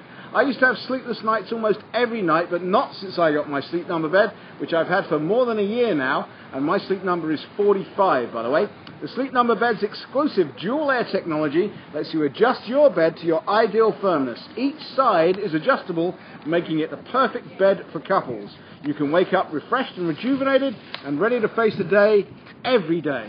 You're only going to find a Sleep Number bed at a Sleep Number store, where queen mattresses start at just $699 right now. And also, right now, you can enjoy the lowest prices of the season on the bed that can quite literally change your life. Save an incredible $300 to $1,000 on selected bed sets. But hurry, because that sale ends July the 8th. There are 400 Sleep Number stores nationwide, 2 of them right here in the Des Moines area. Find your Sleep Number store at the Valley West Mall on the lower level next to J.C. Penney, and at Jordan Creek Town Center on the lower level in the Yonkers Wing. And be sure to tell them Simon sent you. Ready for John? The next one to come in? Thank you, Gary. Well, nice to meet you. Very nice to meet you too, sir.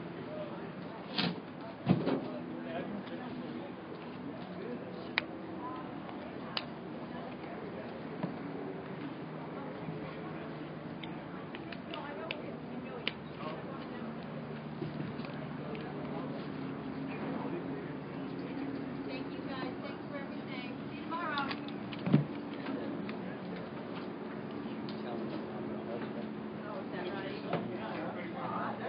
Simon, this is John Wolfenbarger. Yes, we met yesterday. Yes, Over that's here, right, you please, sure John. did. Okay. John, this is live on radio, so about 7 minutes or so.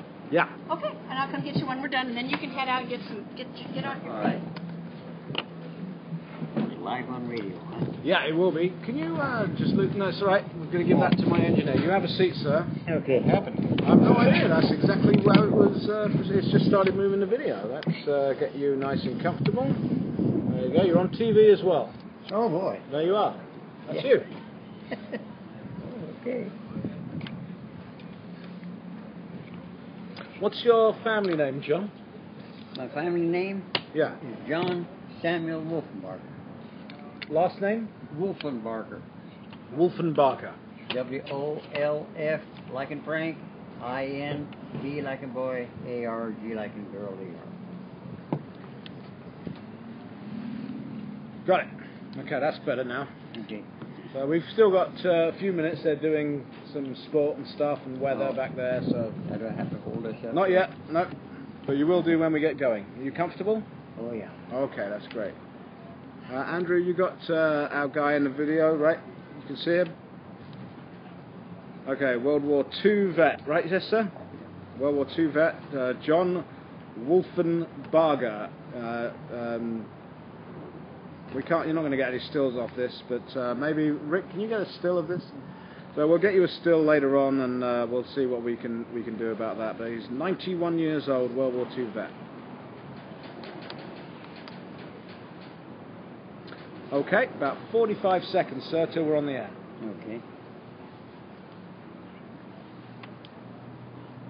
Okay. Yes, please. Thank you. I have to hold this a little closer.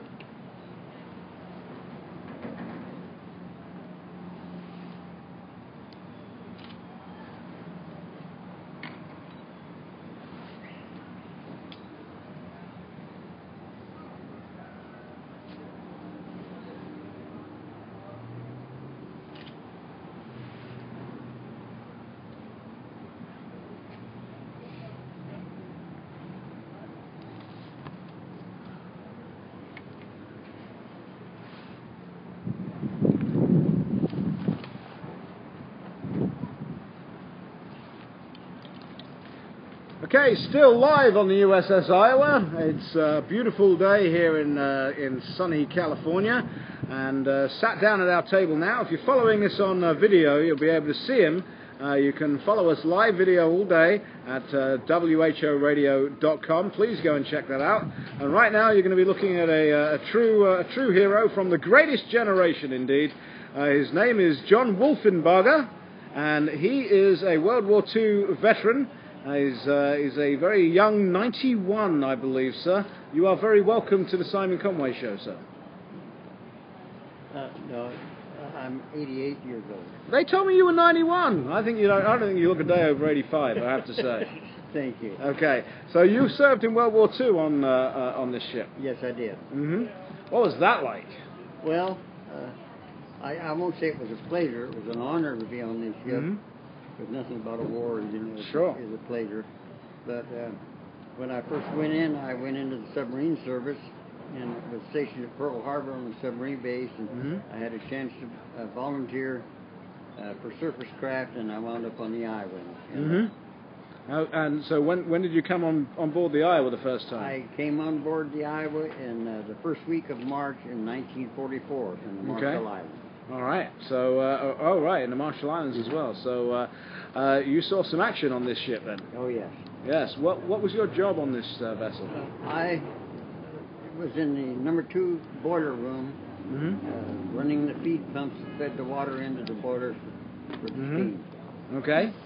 And have you been down below? I've been down below since then, yes. And somebody told me it looked a lot like it did when you guys left. Well, except for the boiler. They reconfigured the boiler some way to burn distillate fuel. So that changed the boiler. But I went down below in the feed pump part of it, underneath the boiler. That's the lowest you can get. Okay. And it was the same. Isn't that weird? It's just like it was when I left it. Yeah, and I mean, how many years since you've been on this ship? And when did you come back on for the first time yesterday? No. 3 years ago, when it was still in mothballs. Oh, right. You got to visit her when she was in mothballs. Right. The Navy had to give me permission to go aboard. I was working with the group that was trying to save it from our island. And I got to go aboard, and we spent 7 hours on it that day. Okay. And I saw places on this ship that I'd never saw before. Because we never wandered around on the ship during the war. Sure. And it was really quite an experience. I have to tell you, though, that Peggy and another lady was with a group from Iowa. Yeah. And her and this other lady, and I met her yesterday and today both. And they was with us. And Peggy asked me, says, you're going to shed a few tears going back on it. And, you know, it was right. Mm-hmm. It was a wonderful feeling.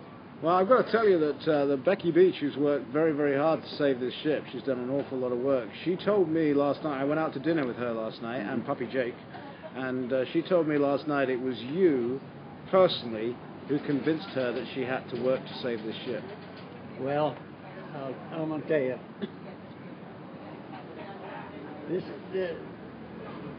when the group at Mare Island lost it, and they put it up a bit, I knew they would never get it up there. But when I first heard that it was down here, and I'll tell you, Peggy, that's the first time I met Jonathan Williams there. Yeah, he's the president of the Pacific Battleship Centers. The vice president. Yeah. And he told me, when he met me and heard my name, he said, I know a lady that's been looking for you for 3 years. And she's right over there, isn't she? With Puppy Jake, right over there. I met her up in, she came up to the ship at Richmond, and I met her, and I'll tell you something. This organization that's got it now is the best. Yep. I mean, they worked hard. They knew what they was doing, and I really, really compliment the Battleship Center. I especially want to compliment Jonathan Williams, Sue Schmidt, and David Wade for what they done up at Richmond. I mean, they run a real tight ship up there, and they got this ship down here. Absolutely. What's your strongest memory from your time of service on board? Was there one particular day, one particular incident? There was one incident. Excuse me. No problem. One incident that I really remember real well, and that was at Saipan. I was smoke watch up on top of the ship at Saipan. Okay. And when we had the big air attack, and let me tell you, when that air attack was over, I went down and told my chief, I said, I think I want me to have the ship station. I remember that real well. I saw something I didn't want to see again. Sure. And I saw aftermath of it, but that, and I'll tell you this, the Halsey Typhoon that we went through with this ship, I remember that real well, and I'll never forget going into Tokyo Bay, falling in the big mole in Tokyo Bay to sign the peace treaty. Because the peace treaty would have been signed on this ship. That's right. Had Roosevelt stayed alive. Exactly right. It's very interesting you brought that up, because were you not on board this ship when Roosevelt was on board at any point? No. Oh, okay. See, I didn't go aboard it until after it came. Okay. But you're right. Of course, that surrender would have been signed on the deck that was sat on right now if he'd have lived, not the Missouri. Right. Yeah. You better believe it. Yeah, but you followed the Missouri into Tokyo Bay. Oh yeah. So were you able to witness the signing from the side of this vessel? Yeah. We watch it, you know. It is the way of it. I also have all of my materials they gave me, and I have a book that covers the signing of the peace treaty. And that's going in the museum. Oh, great! You're donating that to the museum. Oh, yes. Well, this is it's fantastic, and you know, your generation is often described as the greatest generation. And when I sit down with someone like you, it's well justified. It still exists. It's still real. You were the greatest generation. Well, I think you'll have another generation. Well, see, your humble response proves my point. John Wolfenbarger, thank you so much for taking the time. It was a pleasure to meet you yesterday and to spend some time with you then, and it's been an equal pleasure to sit down with you at this table today. So thank you very much for taking the time to do that. Okay, believe it or not, we still have plenty more to come live from the USS Iowa. Keep it locked here. Keep the video on at whoradio.com. Right now, however, we're going to go over and get some more traffic and weather from my good friend Jim Brown. How you doing, Jim Brown? Yes, sir. No, nobody's called me a limey. That's only you, buddy. I'm looking at you right now. You know I'm staring right at you. I'm looking right in the camera, looking at you. Yeah. Yeah, just remember I'm coming to get you. No. Thank you. Okay. Thank you very much, sir. Thank you. Thank you very much. Can I assist you somewhere? No, I'm just going back over here to my chair. Okay, well, Well, thank you very much. no, thank you. We're very appreciative of you doing that. All captains USS Iowa. USS Iowa is now closed to business. Thank you for coming today. Look forward to hosting you at the flag ceremony tomorrow and also Thursday. Thank you. Have a good day. Okay.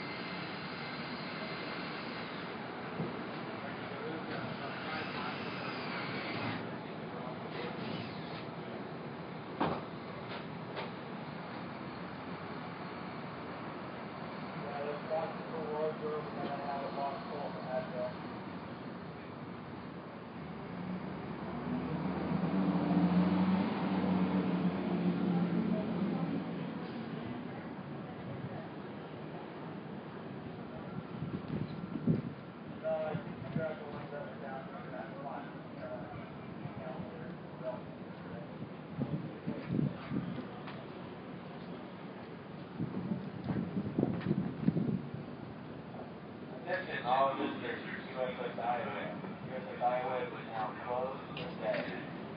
Thank you for coming aboard. We look forward to hosting you tomorrow and Thursday. Have a good day.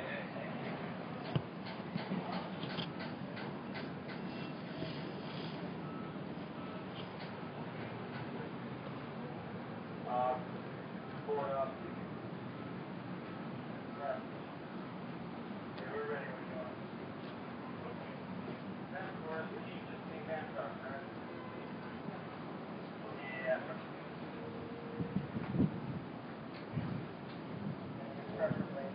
I have 5 right here that come down there, along with another security over there. Quiet now.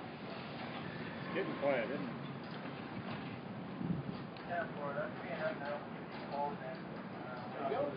Pretty good. How you doing? Thank you.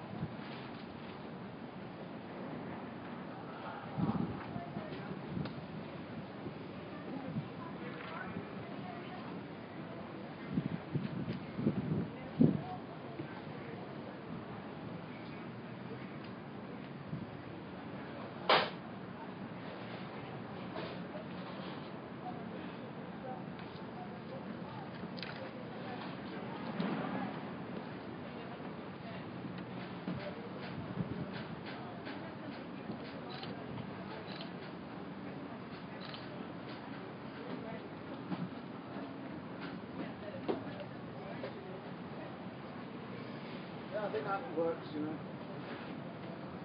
From the top of the stairs to top of the stairs, you shoot from the top of the ship, and then across the gun. You can't see very much across the gun, but. I just get a nice shot of you. Huh? I just get a nice shot of you in front of the secondaries. Huh.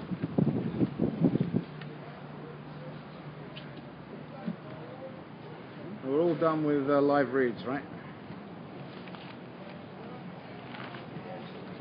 Excellent.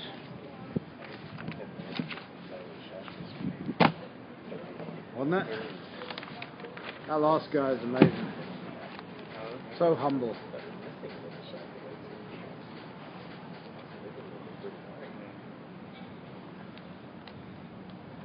Mm-hmm.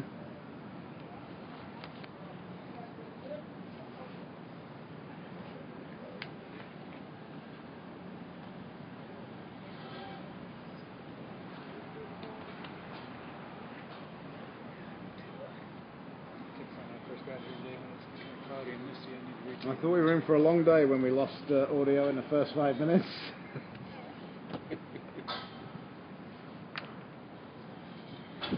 Are you tweeting out like a mad thing? Good man.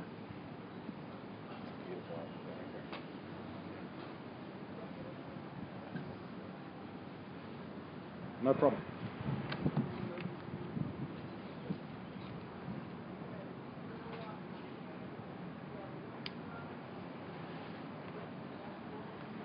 So when do you want me to take that up there? Say that again? When do you want that? Probably when we come back. Okay. Probably the time to do that. You're right, we can't go much further because of that. So we can get the top, shoot to the top of the ship and then out across the gun, and I think that's about the best we can hope for. Cloud rolling in off the mountain. Well, the hill. Hardly a mountain.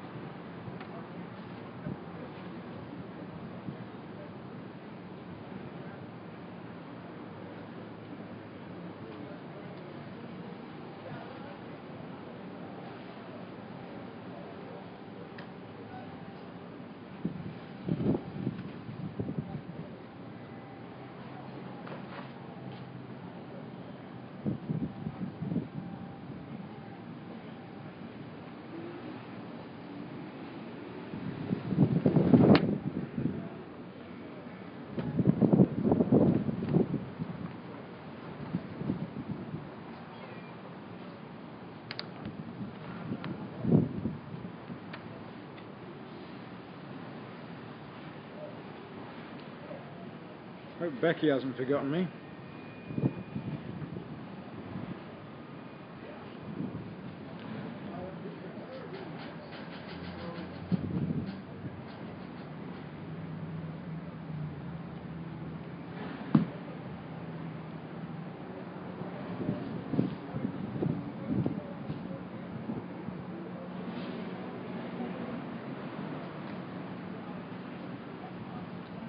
Hey Rick,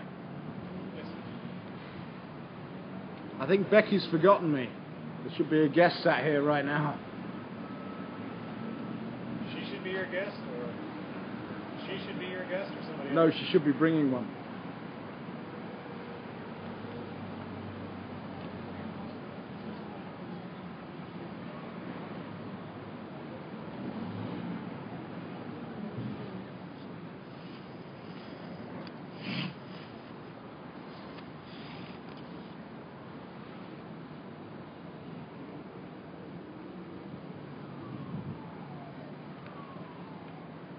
Hey, Andy.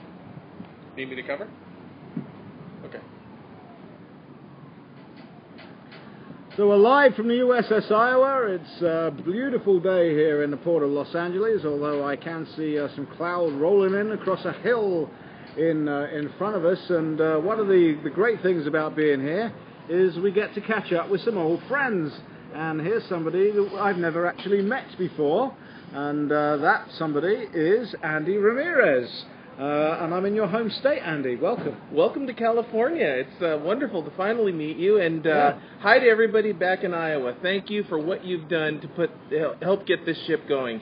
Yeah. It's so extraordinary to be part of this, Simon. And Simon actually invited me out to this today, so my deepest appreciation to you and everybody at WHL. That's okay. I kind of lost you for about an hour and a half. You just went wandering off, climbing ladders and going below and all over the place. I was like a kid in a candy store. This is actually the third battleship I've been able to visit. The USS Missouri in Pearl Harbor, Hawaii, the USS Texas in Houston, and now here. It's extraordinary. For everybody listening, you've got to come out and see this. This is such an important part of history, to be able to walk on this battleship knowing what it's been through.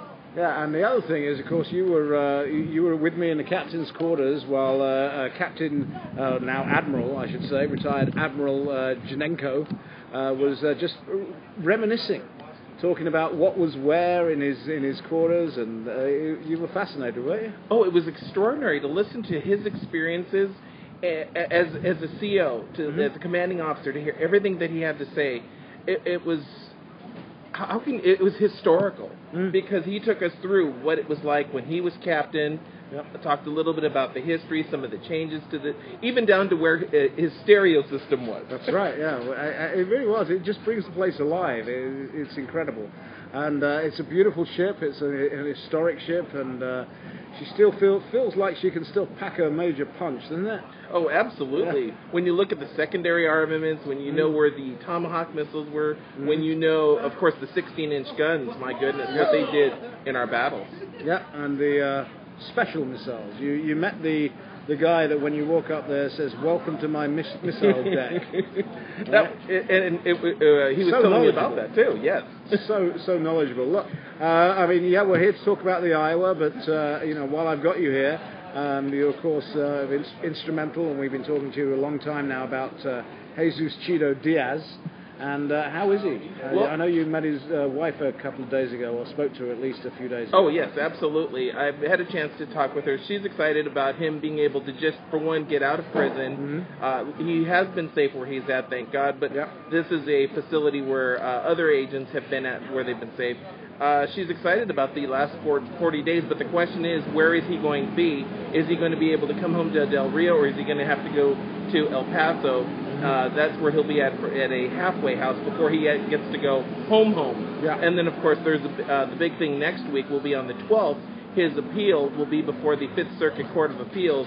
And I'm really concerned about how that's going to go, because one argument that they did leave out was ineffective counsel, and anybody who's read the transcripts knows that that is a major component of his case.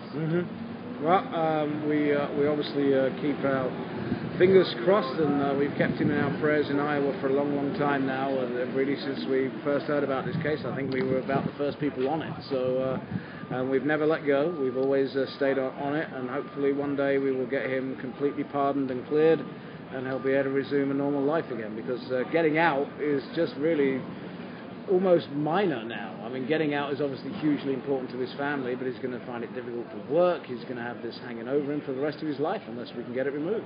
Exactly. It's clearing his record. And there's the secondary aspect of this entire mess in the first place. The aspect that this is case law. This civil rights violation or conviction is now case law. And what we're seeing out of the in Arizona with the termination of the 287G enforcement agreements that law enforcement agencies have there by the Obama administration. Now, any law enforcement officer can be prosecuted using the same type of a case and conviction. The policy is now run away. Yes, and I've heard that's the policy. Although, interestingly enough, they've been telling Border Patrol agents since about 2004, if not even earlier than that, to do so in the event that they run into Mexican military. So this is a continuation of policy, but now they want them to run away from RIP crews, cartels, alien smugglers. If a person has a gun, they want them to run away. Yeah. Appalling. Quite incredible. I see you've just noticed you've been to the gift store, sporting a very nice USS Iowa cap.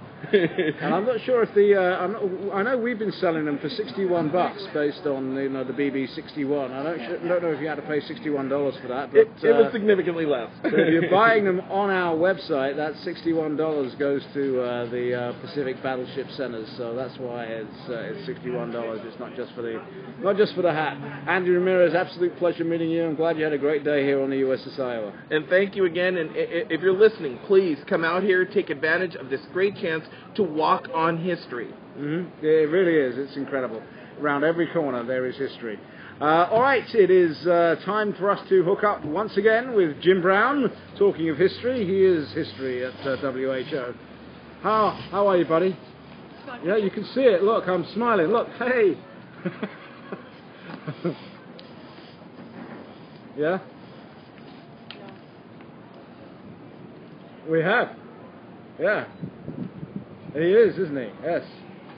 There you go. Absolutely. Thank you very much. Hey, thanks, Andy. Oh, absolutely. Hi, Becky. Hello. And it's Chief Puppy Officer. Here he is. It's my buddy. It's your My buddy. He's everybody's buddy. Aren't you, puppy? Oh, careful where you go under there. No, you stay right here, baby. Come here. Chili. He's so tired. Last night his feet were all curled up. He was beat. And then we had to get up so early because that country station was here at... Yeah. Well, I was here at 5. So we got up I know. You told me. That was just incredible. Come on, So we got Becky and Chief Puppy Officer up next, Andrew. How's it going? Is it going all right today? Oh, it's going great. Wonderful. And if you're following on video... Hey, Jake. Come here. Jake. Yeah. Come here. Following on video... Turn around, buddy. Look who's here. Come on, silly. Look who's here, look. Come here. Hey. Come over here. Look who's here. There you go. Sit right there. It's Chief Puppy Officer. There you are. You're on video. Look at that. As the Chief Puppy Officer of the USS Iowa. I think he just wants to lay down now, which is fine. I don't blame him. You've been out here all day. Head in the shade. Now let's get Becky on. There you are. Oh, hello. Hello, there you go. Oh, how that works. Alright, so you just saw some video of Jake. And now we've got Becky. 30 seconds, Becky. All right. You're going to have to pick that up and hold it quite close to... there you go. Oh, you must be hot in the sun. You're getting hot. You're getting a nice tan. It's been 99 degrees at home, so this is lovely. It was chilly until a little Get bit a ago. nice tan. Mm-hmm.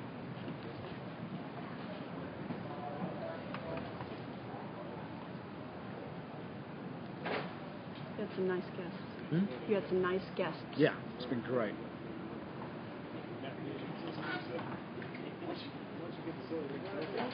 Okay, if you've been following on the video link at whoradio.com, you just saw some live video of Chief Puppy Officer Puppy Jake, so we're very pleased with him. And now we've got Becky Beach, who I had dinner with last night. How are you, Becky? I'm just great, thank you. How are you? You are the hardest working woman on this ship. In fact, you're the hardest working human being on this ship. Oh, aren't you nice? You're everywhere. It's a team effort. You're well, I am everywhere. And if you listen to people's radios, the number of times I hear your name. Not all good, I'm sure. Yeah, it seems that you are literally everywhere. You're doing everything. You're coordinating the media. Yes. And we're very grateful to you for doing that. Of course, we're here courtesy of the Iowa Lottery, and we're very grateful to them as well. But we had KCCI down here, we've had them here, and now you've got some California media we sure do. wandering around. But I noticed that you kept them off largely until the California media. I did. Until the veterans had pretty much been done with the ship. I sure did. Not only do we have the time change, and they had deadlines, California media is here all the time, and people like yourself, KCCI, and Cedar Rapids Channel came quite a distance, and we really wanted it to be special for them. Well, it's certainly been very special for us. And you know, I mean, you point to something, and I actually can't see it from this broadcast position because otherwise I'd show it on the camera. But maybe Rick can take that camera up there. You showed me where you rode in while she was being towed. I mean, the highest point on this ship, level point. 11. Yep, 011. And it was just amazing. It was really wonderful to be up there and see the city and the water and the ship coming in. It was spectacular. Because we just spoke to a World War II vet who said after he did a tour of duty up there, he went to his boss and said he prefers it in the boiler room. Oh, is that right? It's mighty darn hot down there. John. John, you told me that John was the one that convinced you that this ship had to be saved. That's exactly right. We met him, I met him one of the first times I was on the ship, and it was looking pretty grim. The Navy hadn't opened up the bidding process. We certainly didn't have any money. Yep. And John was, I believe he's 91 now, rode out on the He's 88. Oh, he's 88? Oh, gosh. Yes. Well, I'm glad he corrected me. Yes, I said he didn't look a day over 85. Well, he doesn't. I know. But we went out on this tug to get onto the ship, and he cried. Yep. And he's remarkable, and you know, I do that, like I work for the service dogs. I love to do this to help veterans and to make you know, to make somebody's life easier and better. Well, we've seen nothing but smiling veterans today, people reminiscing, people hunting for things. There was one guy told me he hit a cigar box in a pipe. And he went looking for it, and it isn't there, but I just love that he went looking for it. Right. All these years later, expecting no one to have found his hiding place. Well, we've had lots of stories like that, and it's wonderful to see the ages from John, World War II, all the way up to the guys that served in the 80s to bring their family, their parents in some cases, and their grandchildren in some, exactly. to see the ship and let them, you know, see where they worked so hard for so many years. I mean, I've made a new friend here, a real friend, genuine friend now. He works in the engine room. I think we're going to get him on shortly. You keep seeing me hanging out with him, and I think he's coming on at some point today. And you know, I mean, he says he's ready to fire her up. He's been down in that engine room. He said he looks like she's ready to go. So well, they'd he sure like definitely to. wants to be a part of it. They would sure like to. I know these guns they're going to work on. You know, as you know, we haven't been here at this location, the permanent home, for very long. Sure. So there's a lot of work still to be done, and that's what's going on right now, in addition to the setting up for the big ceremony tomorrow with Senator Harkin and Governor Branstad. Yeah, and they're going to be here, and we're going to try and get them sat down at this desk. That will be fun. They've both confirmed. I've talked to them. Oh, they've both offices confirmed. both today. Excellent. Okay, well that's good. So we'll have Senator Harkin and the Governor Branstad sat at this table tomorrow, and it's I mean, there's a lot of work going on even now. We saw some welding going on before. I mean, it never stops. I was trying to go down to the gift shop earlier on for my first trip. I haven't been below decks until then, and I was shooed away from an entrance because they were working on it. We had to find another one, which is fine. I mean, don't get me wrong, it's fine. Well, we're going to have a total of 4 gangways, and the second one just got on yesterday, and I see that they've just finished putting the third one on today. So a lot of work, but it's well worth it, and it's just a great project. I hope all Iowans can get out here at some point and see it. Absolutely. Now, tomorrow, of course, July the 4th, America's birthday, and the ship will be they just call it commissioning. Commissioning ceremony. Okay. It's a commissioning ceremony. It's like the 5th time she's been commissioned or something. Several times, you're right. You're right. And one of the commanding officers is the president of the Veterans Association. And we've had him here. Yes, you have. That's right, of course. The and Admiral. he'll be leading the actual commissioning ceremony tomorrow after the remarks from the politicians. So it's going to be commissioned tomorrow, and more veterans coming on board tomorrow. I'm assuming. Yes, they sure will. And one thing that'll be really neat. They do what they call in the Navy man the rails. And of the folks at the Veterans Association, 200 have already signed up to come up from their seats and man the rails. So it'll be remarkable. And then we've got the kids, 250 Sea Cadets. And they'll be on the ship and they'll do the same. So it should be really remarkable tomorrow. Excellent. Well, we'll make sure we take this video that you're on right now. We'll make sure we try and take that on dockside so we can get some of those. That'd be great. that video as well. Fireworks? Are we going to have fireworks? Not during the day. No? There will be fireworks tomorrow evening. Oh, really? But not during your broadcast or during the ceremony. Because we're not in Urbandale, where there is a zero tolerance policy for fireworks. No, there will be a whole, but there were some last night. Yes, I know. We saw those. We saw them at dinner. We did. We did indeed. And look, we keep talking about Puppy Jake, and he just turned around because I felt him on my knee. And he's hot and he's tired. He's incredible. I mean, this dog. Well, you put him through. He got his captain's medal today. He did. I see that. Yes, he's wearing that on his service vest. He's now tying himself up in the microphone cable. He's anxious to meet Reagan. He spends a lot of time with you, Simon, and he's really excited. Yeah, he's a great dog, but I mean, you put him through a lot, don't you? Really? Oh yeah. Yeah. He's exhausted right now, as you can see. No, I've got to tell you, you don't even know this. I've got to tell you, I was on the dock with Jeff before, right?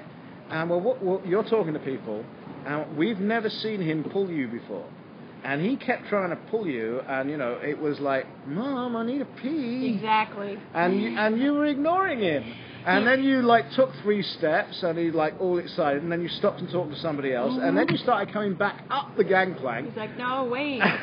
Well, and this is a difficult location because there's no grass. I we know. have to go quite a ways, and it's busy, so I haven't gotten him out as much as I need to. But he's never had an accident, so that's the good news. But eventually, he got the message through to you because he did, you and he came was back very down. Happy. I'm sure he was very happy because it was quite funny to watch though. Jeff and I were watching you do that, and he was pulling you, and I've never seen him do that before. No, he's a good boy. He does not. And the really great thing with all these veterans here, they all want to know about him. Yep.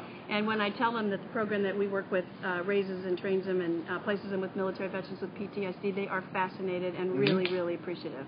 I've seen so many people wanting their photographs. They do. With him. He's got we have a lot of friends on Facebook, and they follow him, and he's been on the ship all the time, running up and down the stairs and posing with all kinds of people. So we talked about it last night. He needs his own Facebook page. I know. You're going to help me. I don't know how to set that up. I'm technically I'm absolutely going to do that. Maybe we'll get him his own Twitter account as well. I would never be able to do that. Yes. You can help me set it up. We'll do it. You certainly will. Becky Beach, thank you for having us here today and for facilitating that. And indeed tomorrow as well.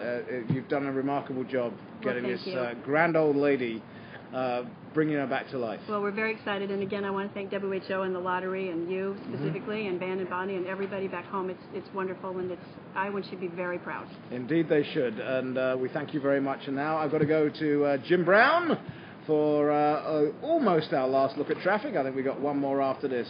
Jim, how's it going, my friend?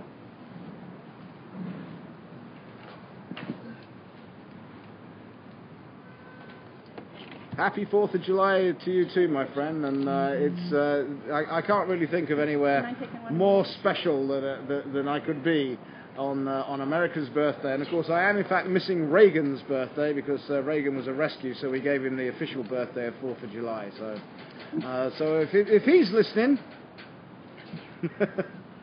you love the picture of what?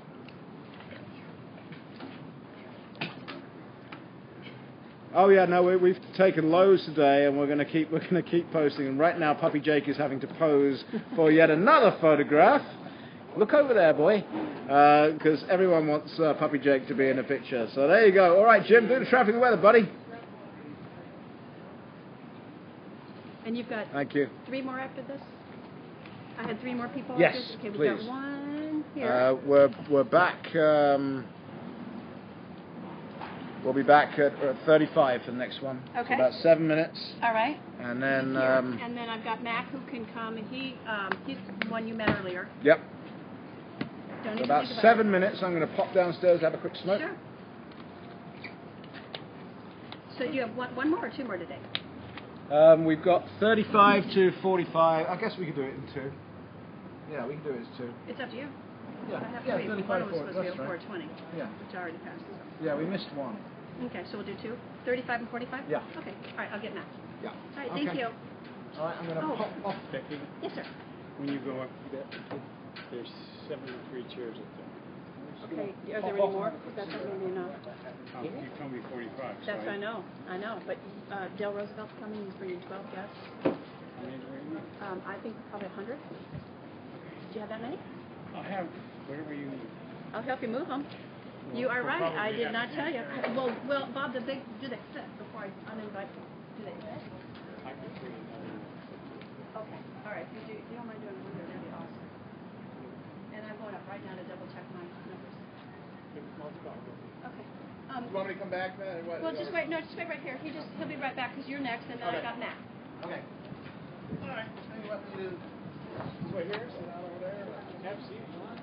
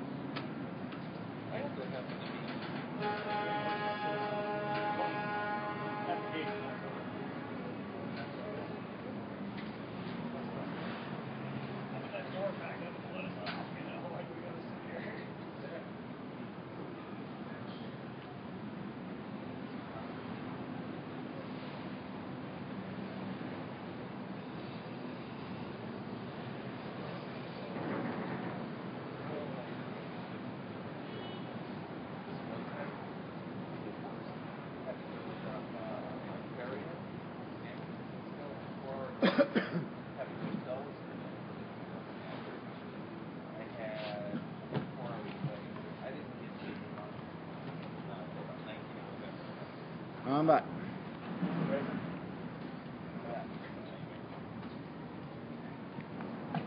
Ah.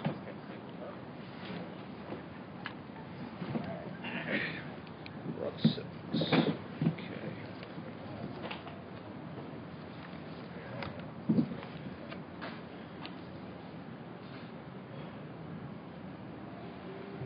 Okay.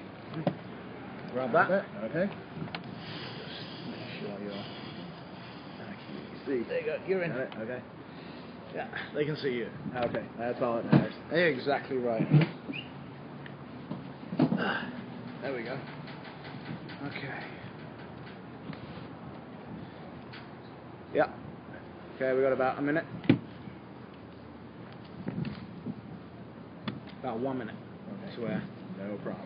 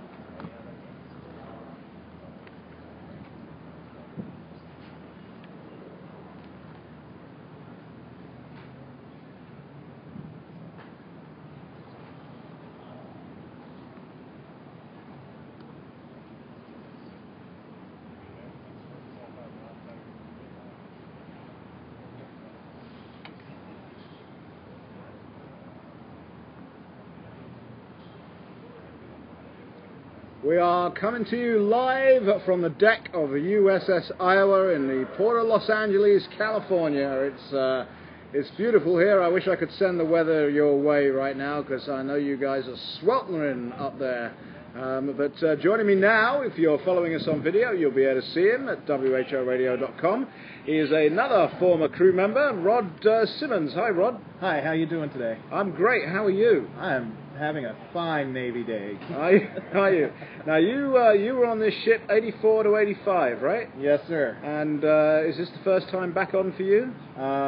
First time, well, if not including the times where I did tour training here, since I'm also volunteering on for the museum. But yeah, this is the first time since about 1985 when I left the ship. But I saw it a few more times in 1989. I was on another ship in Norfolk, Virginia, where they both were. So you saw her, but you didn't get on board? No. No. Okay. So you say you came back